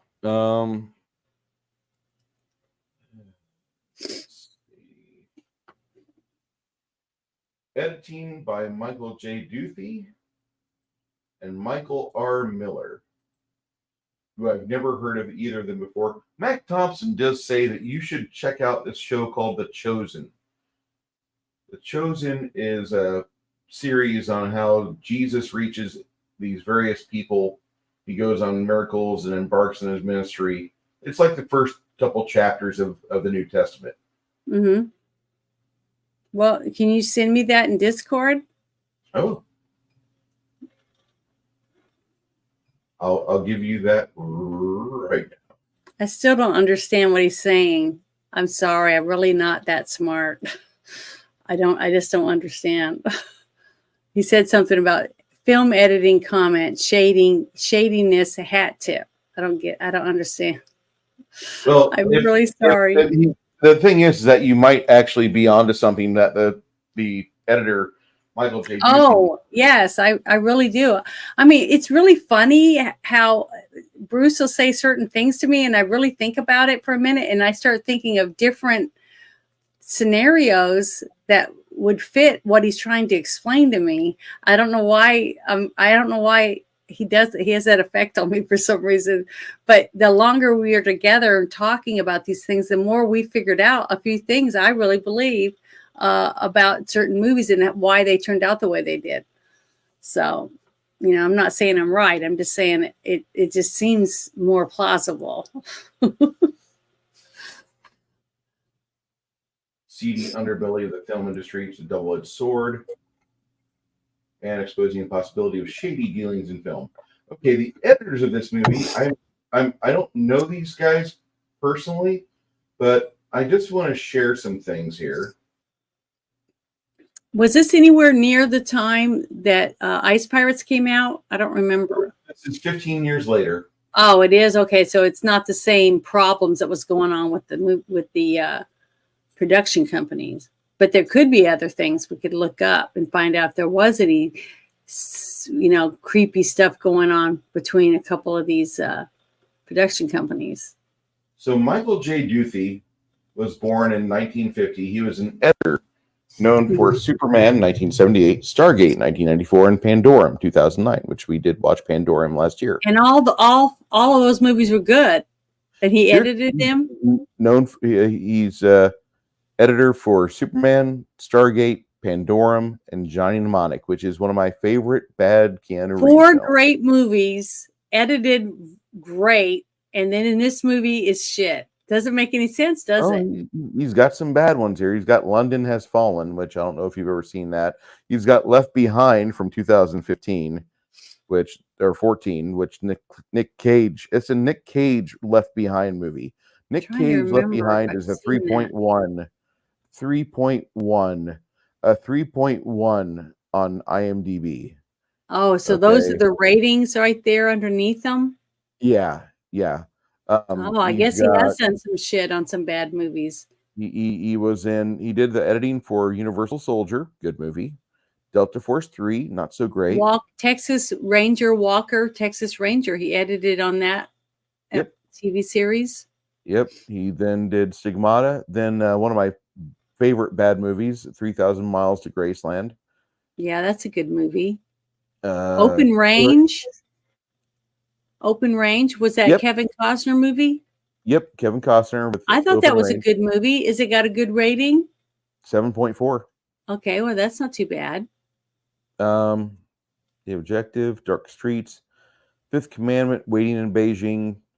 Looks like he was part of Repo in 2010, which that's really not a good film. I don't know that one. I think I own that movie. There's two Repos. One's Repo, the Genetic Opera, and the other one's Repo, which they're both the same thing. Like you go to a loan company to buy better body parts, and they come and give you the body parts. You go go about your life, but you can't afford the body part payments. And so that sounds disgusting. To cut you open and take the liver back. Great. I was going to look something up, and I can't remember what it was I was going to look up now. World of the Dead at 4.1. House of Fear 5.7. Left Behind 3.1. I can't get over that. That was a movie that my dad was like, oh, the last one was good. It had Kirk Cameron in it. Like, Dad, don't see this movie. He's like, yeah, you're right. It had Nicolas Cage. I said, yeah. He's in Nicolas Cage is he's made quite a few bad movies, at least on my end of it, watching them. You want to watch Willy's Wonderland with me, Janet? No. I'll put not you in unless the park. You make me. I don't want to watch it, but it was bad. I'm telling you, that was one of the worst movies I've ever seen in my life. You can wear a snowmobile outfit and a parka. You can watch it together. Oh my God. That was Hitman's bad. Wife Bodyguard. He did the editing for that. He did the editing for a really shitty movie with Kate Beckinsale that I found to be too much fun called Jolt. I haven't seen that one either. That's an Amazon movie only. It's Expendables got a 4.9. Oh, yeah. That was a way better movie than that. No, this is part 4, the one that came out like 3 weeks ago. Okay, I thought that was the original one. No. Expendables. So that's a bad movie. Don't see it. The best part of it they put on the web. It's the fight scene with Iwo Kois or whatever his name is from the Raid movies. Mm-hmm. That's Michael J. Duthie. Rest in peace, bud. The other guy, Michael R. Miller. He's known for Raising Arizona, Miller's Crossing, I'm Gonna Get You, Sucker, which is one of my favorite movies. That'll be in February this coming year. I've never seen that one. Oh my God. I have not seen that. Garrett's going to have fun pulling that one out. Abundant Acreage Available, Punching Henry. Let's go to the start of his life, the start of his editing career. Wow, they've edited a lot of movies. Yeah. I don't know any. Okay, he did parts of Equalizer TV series. He did 9 episodes, and Equalizer holds a 7.8. He did the movie Raising Arizona. It's a 7.3. He did Blood Rage, a 5.8. He did the Patty Hearst story with 6.3 editing. He edited I'm Gonna Get You, Sucker, which is one of the best movies for blaxploitation comedies ever until Black Dynamite came out. I already know what my 2 picks are for February, so I'll have to put those in. You have to write them down. I will. They're fantastic. I'm Gonna Get You, Sucker, and Black Dynamite are so good. You said that about the Dynamite one. I remember. Janet's gonna have to go and get a loan officer to help her with her new spleen because she's gonna laugh the other one out of her asshole so much. I might. Kojak. He did Kojak movies. Oh, I liked Kojak. My mother loved that show. It's a TV series. Yeah, The Night Stalker. He did the original Anaconda film in 1997, which was a 4.9. Then he did the Matt Stone and Trey Parker classic Orgasmo, 6.1. Can't believe it's that low. I really can't. This guy's he's attached himself to a lot of 5s, a lot of 4s, a lot of 5s. Deuces Wild, not a great movie. Strangers with Candy, not a great movie. He was part of Slipstream, 4.8 on the editing for that. So this is probably the guy that did the majority of the work. The other guy was just there, like, putting his name in, because he actually did good stuff. I've heard of none of this shit on this guy's, except for like Raising Arizona and I'm Gonna Get You, Sucker. Those are the 2 movies that I could say for certain, like, I could watch these again. Everything else in this guy's IMDb is absolute tripe. And there's the doc. Well, I don't know. I still think that could be a possibility that they might have purposely not done a very good job. Yeah, and if they had a problem with this director, I I just don't see that a lot of them wouldn't, if they had the opportunities to do something,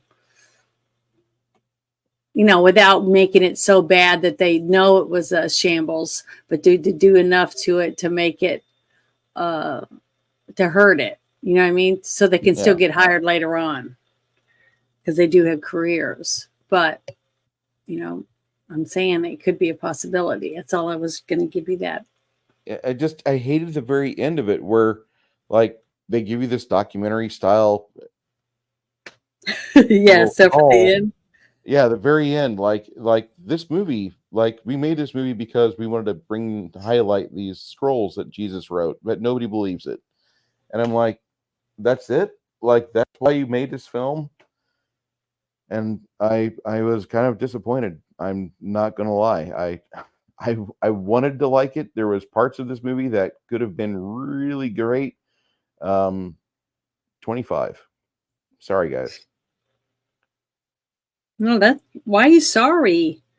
This is what we do. This is what we do. We watch movies and we talk about what we liked and what we didn't like about them. Yeah, I get it. Janet, I still have not received your movie choices for the month of November. Oh, I will have to make sure I give it to you this week. Yeah, Sean Patrick Flannery, remember. Okay. Sean Patrick Flannery, you love him. I will definitely see what I can do for you. She's going to be choosing all of our selections for this November, and anything we didn't cover in December of last year for Christmas movies, we will be having open. I will put on our YouTube and in our Discord chats the various movies which have already been selected for December and shown last year. We will not review those a second time. There are certain movies that are open for interpretation or review at a later point. Movies like The Thing, movies like Big Trouble in Little China, you can always talk about those, and people are just going to be like, dude, I love talking about this movie.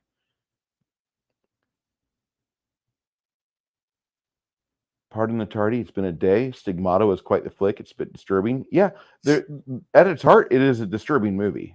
It's just so poorly photographed. Yeah, to me, it was very tragic for any person that ever had to go through stigmata because it was so devastating. You know what I mean?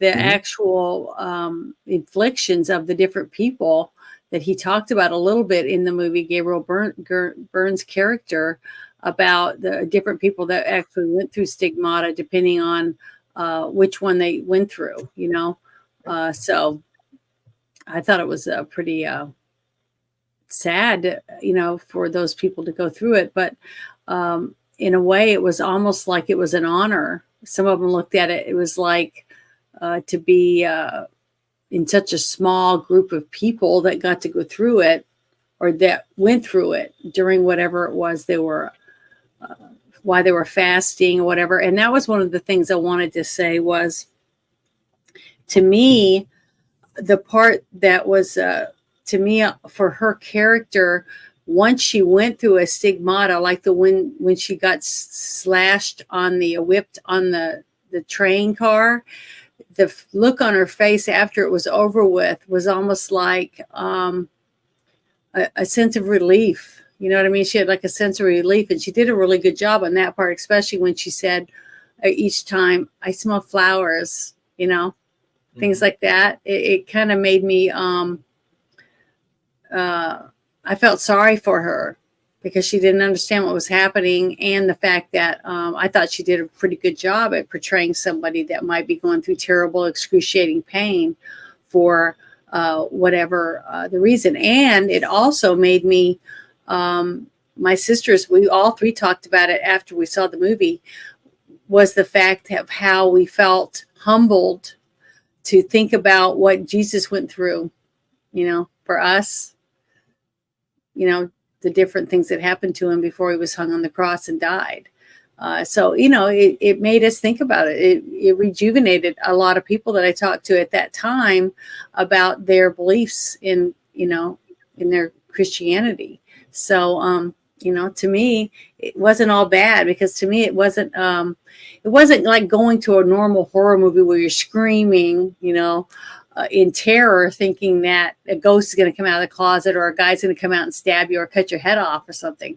This was a totally different type of fear of reminding us as we watch this movie what Jesus went through as he died on the cross for us, you know, and his torment that he went through by the humans that didn't want to accept who he was, things like that. So to me, it was a rejuvenating type of experience, just like the people standing in line to watch the Passion of the Christ.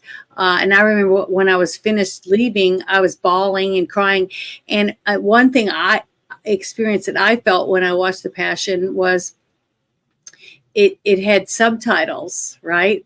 But I remember after the movie was over and I was thinking back that at the very beginning, I remember reading the subtitles. And then I said, it seemed like after about 15 minutes, I don't remember reading anymore. It was almost like they were speaking Aramaic, or you learned the Sanskrit.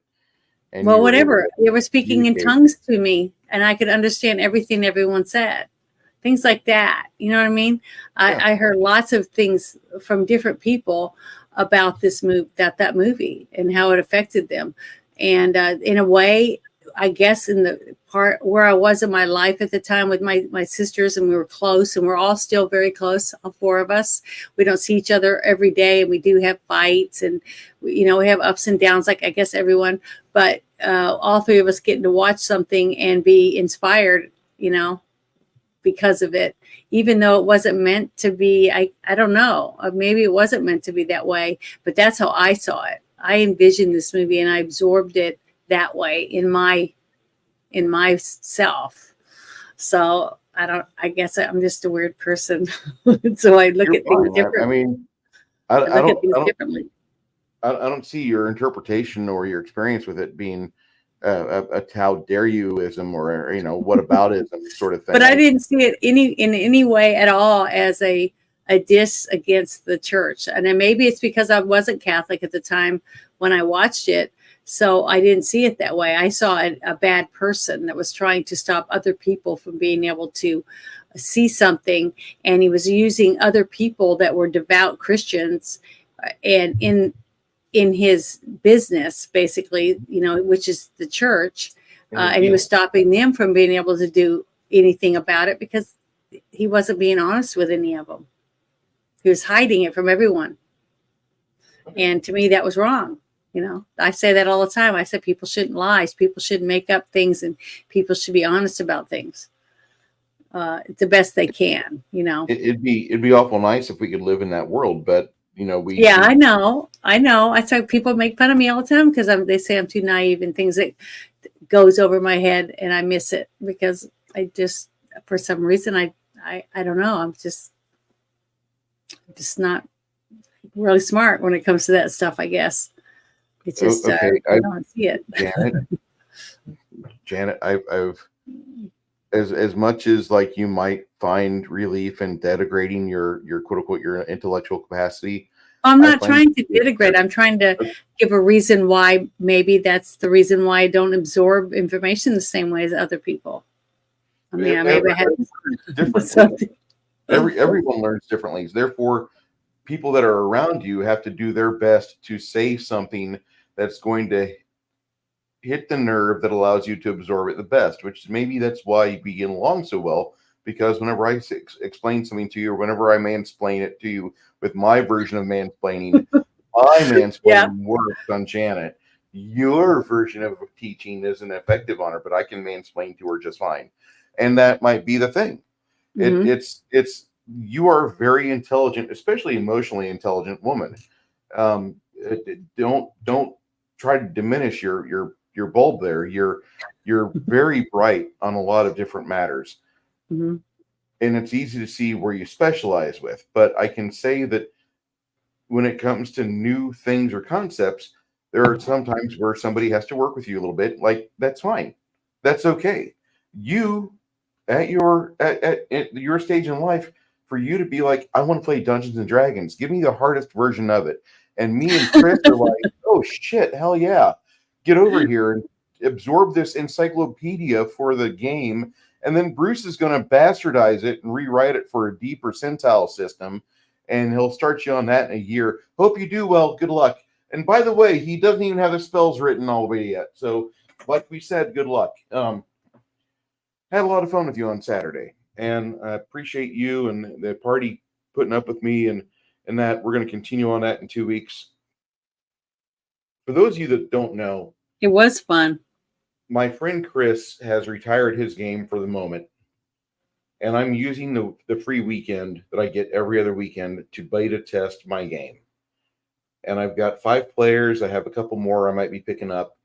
But if you like what I do with Dungeons and Dragons, if you like the game rules, I think you might enjoy watching that group, because they're starting off at level 1 in a game that hasn't been fully written. And there's nothing different about any other edition of Dungeons and Dragons than what I'm doing, because Dave and Gary wrote a game based off war game rules, and they adapted it to a personal game that meant every character you see, like this little guy with an AK, instead of him representing 50 people like typically it was in the 50s, 60s, and 70s, their game was one man for one miniature. So you would have true scale setup on a table. You could actually do proper ranging. You could do all various things, but now we're one for one on miniatures. And that was how they started. And then they made multiple editions of the game. And my game is really no different than what their dream is. They wanted to rewrite the game, and one version of the first edition was to rewrite the game so Dave Arneson made no money. And that's what happened. Dave Arneson made no money off D&D after that. And then the second edition of Advanced Dungeons and Dragons was to cut out Gary, and that was Lorraine Williams and Brian Bloom. And then third edition came along with WotC, and WotC's like, we actually got to kind of do something because these guys are getting old. We better give them money and try to make it right. So they did, and they paid them for that. So, thank you guys. You endured 20 years of not getting the royalties. We appreciate you. And shortly thereafter, after third edition came around, 2007 or 2008, I don't know which year it was off the top of my head, but Gary and Dave died within like 4 months of each other. And those are the two guys that wrote the basic version of the game that we play today. But that was their contribution. They made a game where instead of having this guy represents 500 men with AK-47s, you have one guy with an AK-47, and you have another girl that's giving him physical cover as he snipes people. So that was what they did, and that's how the entire game started. That was the entire birth of the hobby, which many people nowadays bastardize and say, "Oh, I want to play a story game." No. The story is told between the DM and the players, and the dice just help tell you who wins. So I want you guys, if you like this sort of thing, swing by every Saturday right now. Right at this moment, I'm running a game. This Saturday coming up, I'll be running another game with my high-level group that Janet first started with, and they're still fighting giants. Good luck, kids. Getting our ass kicked. Yeah. But then Sunday, I think me and Makani are going to set up for a early afternoon stream, and then I'll be in my Discord server. We're going to watch the movie Fright Night. Oh, shit, I didn't even talk about Friday night at the shit show. Janet, what are we doing on the shit show? I don't know yet. It depends on what shit happens this week. And as you just said, something happened today, so I'll have to get on there and start looking at some of the links and stuff and find out what kind of shit's going down. Yeah. But last week I thought was a really good show. I thought we had very good, good subjects to talk about, with our children, because, that's our future. Yeah. So, Six Nations says tabletop games have a history of kludging and homebrew, and the wonkiness is a feature, not a failure, mostly. And the old OG Fright Night is a tits. Yes, Amanda Bierce was amazingly gorgeous in that movie, even though later on she grew up eating carpet. We'll be doing a review on Fright Night next week. And then the month of November will start, and Janet has full remote control capabilities. She's the one tuning in the movies. We'll be watching films with Sean Patrick Flannery. And I'm looking forward to seeing what she decides to turn us on. Once Bruce gives me a list of directors. No, Janet. Pick the movies. No, you have 4 weeks to select any movie with Sean Patrick Flannery. You have his entire IMDb. Okay. Sounds good. Okay. Mac Thompson says, Exorcist the beginning. It's nearly as good as the original Exorcist. Good Friday night movie. Thanks. Look forward to this. Appreciate everybody being here. Again, I'm going to give a shout out to the members because just for no reason, they're throwing money at me every month. And I know that sounds kind of weird, but I feel like I must give them gratitude, or I must give them at least the recognition of the token, and I must appreciate that. Thank you, Flady. Thank you, Crafting Gamer, and thank you, Mike Dymart. You guys are fantastic. And Mike, do want to have you on a panel or in a discussion sometime, or have you swing by on a Sunday night if we can. I put Janet's Discord in the chat and her channel. Janet is actually approved for monetization once she gets over her hours watched. So she has started, anytime she's on one of my channels endeavors, she's going over and she's rebroadcasting. If my friends could do me a favor and just go over to her channel and watch there, that way she gets the hours. I want her to succeed.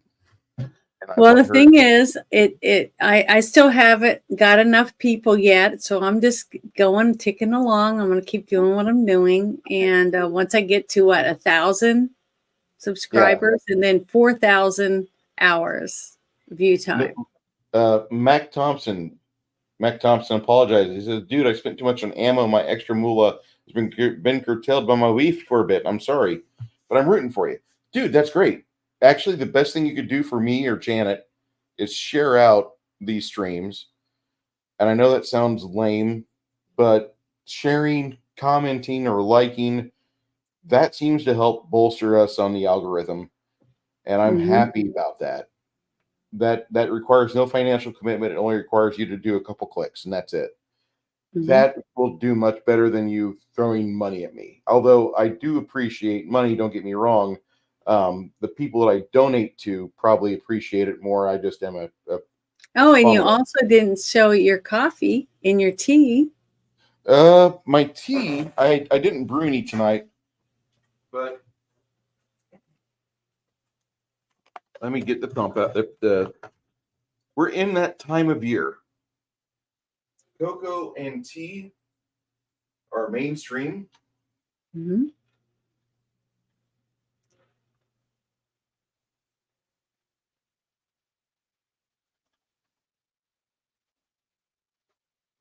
So I recommend,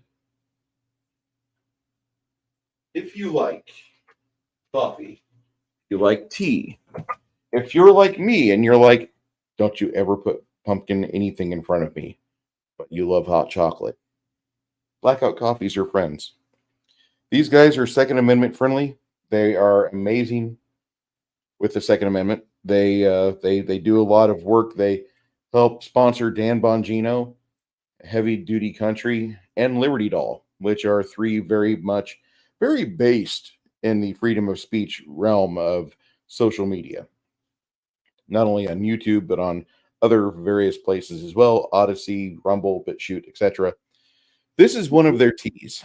I recommend this. This is like an Earl Grey, if you like Earl Grey. Pretty well caffeinated at that, too. It's what I usually drink on Mondays. Do they have a pumpkin flavor?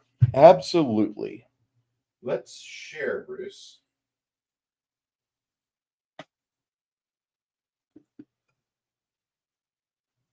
Now, Blackout Coffee. Be awake, not woke. Oh, I love that. Oh, wait. I just saw the pumpkin spice.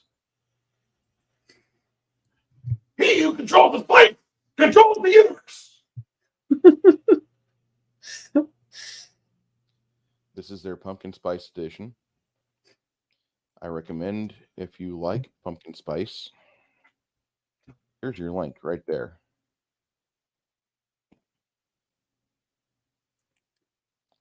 This is one of their many good varieties of coffee. I'm not a fan of pumpkin spice, but for those that like pumpkin spice, Chris's wife is rather happy that she can have the house smell delicious. Chris will drink it, although he gets a little, his shoes develop little curly cues and gets bells on his feet when he drinks this. It's kind of cute. I was really hoping for the coffee, the eggnog flavor. Whenever Chris drinks this, he turns into Ralphie in his big pink bunny rabbit outfit. Yeah, I just Christmas storied my best friend. Blackout Coffee does an eggnog. I recommend. This is a good coffee. I don't like pumpkin spice, but eggnog, I know. I'm disturbed. You want to know? I wanted to say something about my channels. Okay, I've noticed that in the last, I guess, month, maybe a little longer, on Twitter and on YouTube, I'm not getting notifications.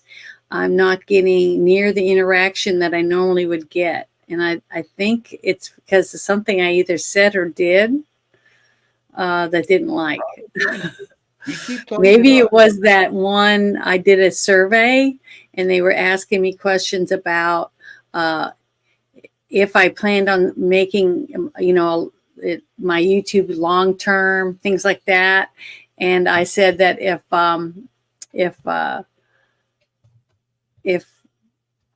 I had a better choice, that it wouldn't wouldn't stay, stuff like that, because I was honest about it. So that might have hurt me a little bit, but oh well, they shouldn't have asked me if they didn't want my opinion. Because if I can't say that P word when it comes to kids, and I have to say, someone who's a minor attracted person instead, or some stupid stuff like that, I'm sorry. To me, that's not somebody I would want to spend all my time on, if you know what I'm saying. Janet, do you see this right here? Mm-hmm. I know. That's what I'm trying to do. We're dual streaming on Rumble right now. Okay. Oh, well, see, I don't know how to do that yet. I don't know how to set mine up. All right. To do Rumble, so I'm not doing mine. On Friday, I'm going to spend some extra time with you for 5 minutes, and we're going to get started, because YouTube will let you plan out ahead months in advance. These guys give you an hour. They haven't got it to where you can do months in advance yet, but you can set this up within an hour and start it. It'll be fantastic. I've had about 5 or 10 people on my Rumble stream the whole time. Right now we're live streaming over there. So I just wanted to say that Rumble's good. Odyssey's good too, but I like what Rumble's doing. And so I will show you how to do that Friday night. We'll get you started, and you'll be like, what the fuck? I'm like, yeah, you need to have a phone open on Rumble so you can see things that are going on in your chat. If your chat's active, my chat really doesn't get that active, but I am a paid. I do have a blue check mark on Twitter, but if you go to Twitter or X, whatever you call it, and just type in Janet from Another Planet, I had a couple of friends of mine who pictures and sent them to me, and I wasn't anywhere on the list when they typed my name in. So they had to type in the exact the name on it. That way, what was funny is mine has a 9 at the end, and I got 7. And then 8, and then all the different numbers all around my name, but my name was not even listed on that list. So by 2 different people from 2 different states, and I was like, that's interesting. I've got a blue check mark, but they're blocking me from being seen. So I don't understand why. So apparently it's something I said in the space, or some of the links that I've been sharing, because I'm very political and stuff on there, which I probably shouldn't be, but I just think it's interesting that that they think of me as some type of threat. You know what I mean? And I'm not even that popular. So I don't know. I just don't get it. And they're trying to say that since Elon has it now, it's more fair to conservatives and things like that. But I don't think it is. So I just think it's interesting. But we'll see what happens. Fantastic. That makes for some interesting discussion there. Looking forward to seeing what happens with that. Yep. We are going to wrap this up. We're about 2 hours into the stream, and we've given our plans for next week. I want you guys, everybody that's in our chats, both over at Rumble, here on YouTube, and other affiliates that pick this up after the stream ends, I want you guys to just be safe. I want you guys to try to not let things get you down. Don't pay attention to the negative ninnies. Live your life the best you can. Take your family. God bless you. Don't do anything that would cause you to pop up and get another satellite watching your movement, watching your phone, watching your vehicle. But a friend of mine, I reached out to her today because I just have had a bad experience lately. Like there was something that was put out there, and I'm like, what happened? What's going on? And I did a search on them, and they're on government watch lists. So apparently she's doing the right thing. Apparently they're getting a little bit tighter with their requirements. They're getting prepared to start launching on people. And apparently, she's one of those individuals. So maybe I'm one of them. Maybe that's why some of the things going on. I don't think you're on that radar yet.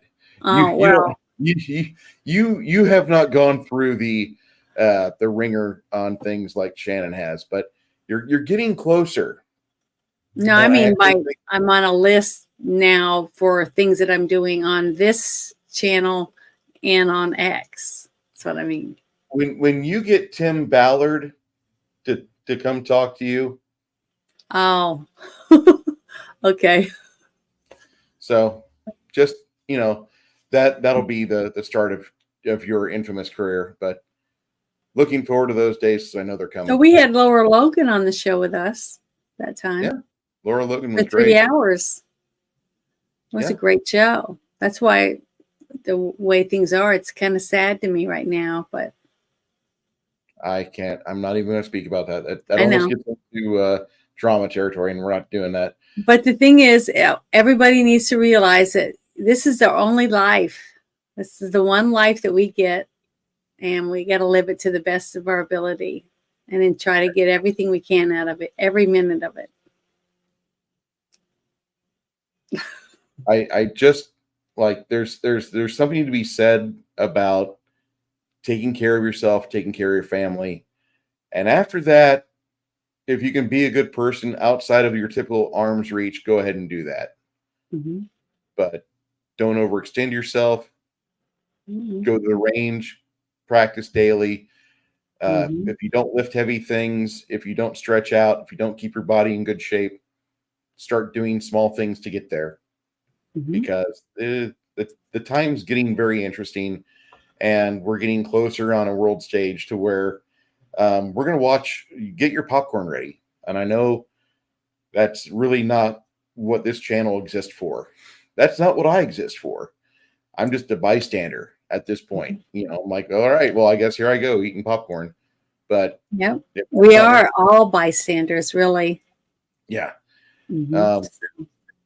Sunday night, be in our Discord, and we'll watch Fright Night together. Monday night, fun.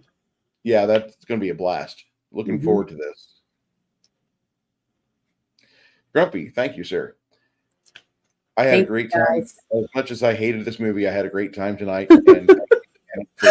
I'm so happy I could give you something to actually go, I hate this movie. I mean, no, I'm not trying to be mean, but it's just good. I think it's good for you and me to not always be like, remember what we went through when you watched the What About the Real Doll? So, you know, you can't I'm still always thinking on that movie. That movie has dropped a bit. It's like a solid 60 for me. Because I can see where that's like the movie has a good coping mechanism to it. There's a good feeling of wholesomeness with that community trying to gather around and help the socially retarded man.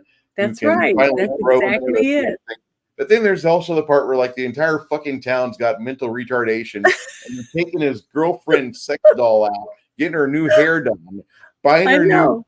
But see, that's the thing that makes it fun is having two people that are friends that can talk about stuff and not agree at all, but still not have a problem with it. I mean, that is what real life is supposed to be like.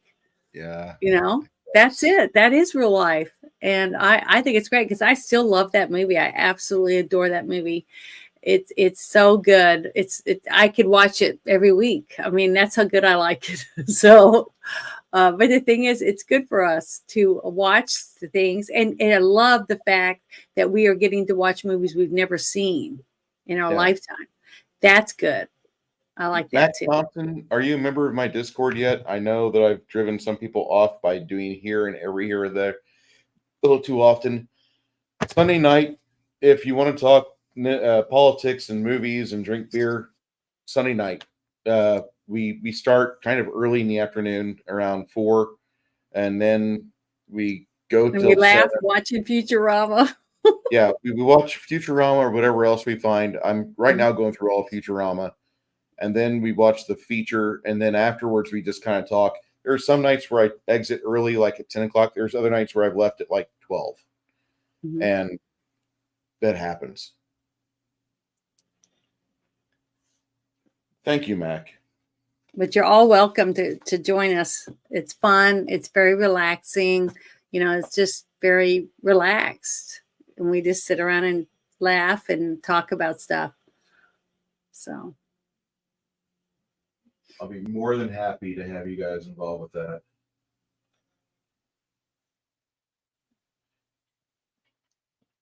All right. Putting the Discord channel. Yeah, Six Nations. He's usually there every week too. He's starting to. I think he's starting to like it. A little. Six Nations, Flady's in there whenever he can be. Looking forward to seeing y'all there, and we'll see you Sunday night if I don't see you before then. Janet, do you want to walk us out? Yeah, sure. Thank you everyone for coming. It was wonderful, and I enjoyed it. Even though Bruce didn't really like this movie, I still liked it. But not, you know, it was not my favorite movie of all time, but I still thought the movie was good. And I have good memories with this movie, so can't help it.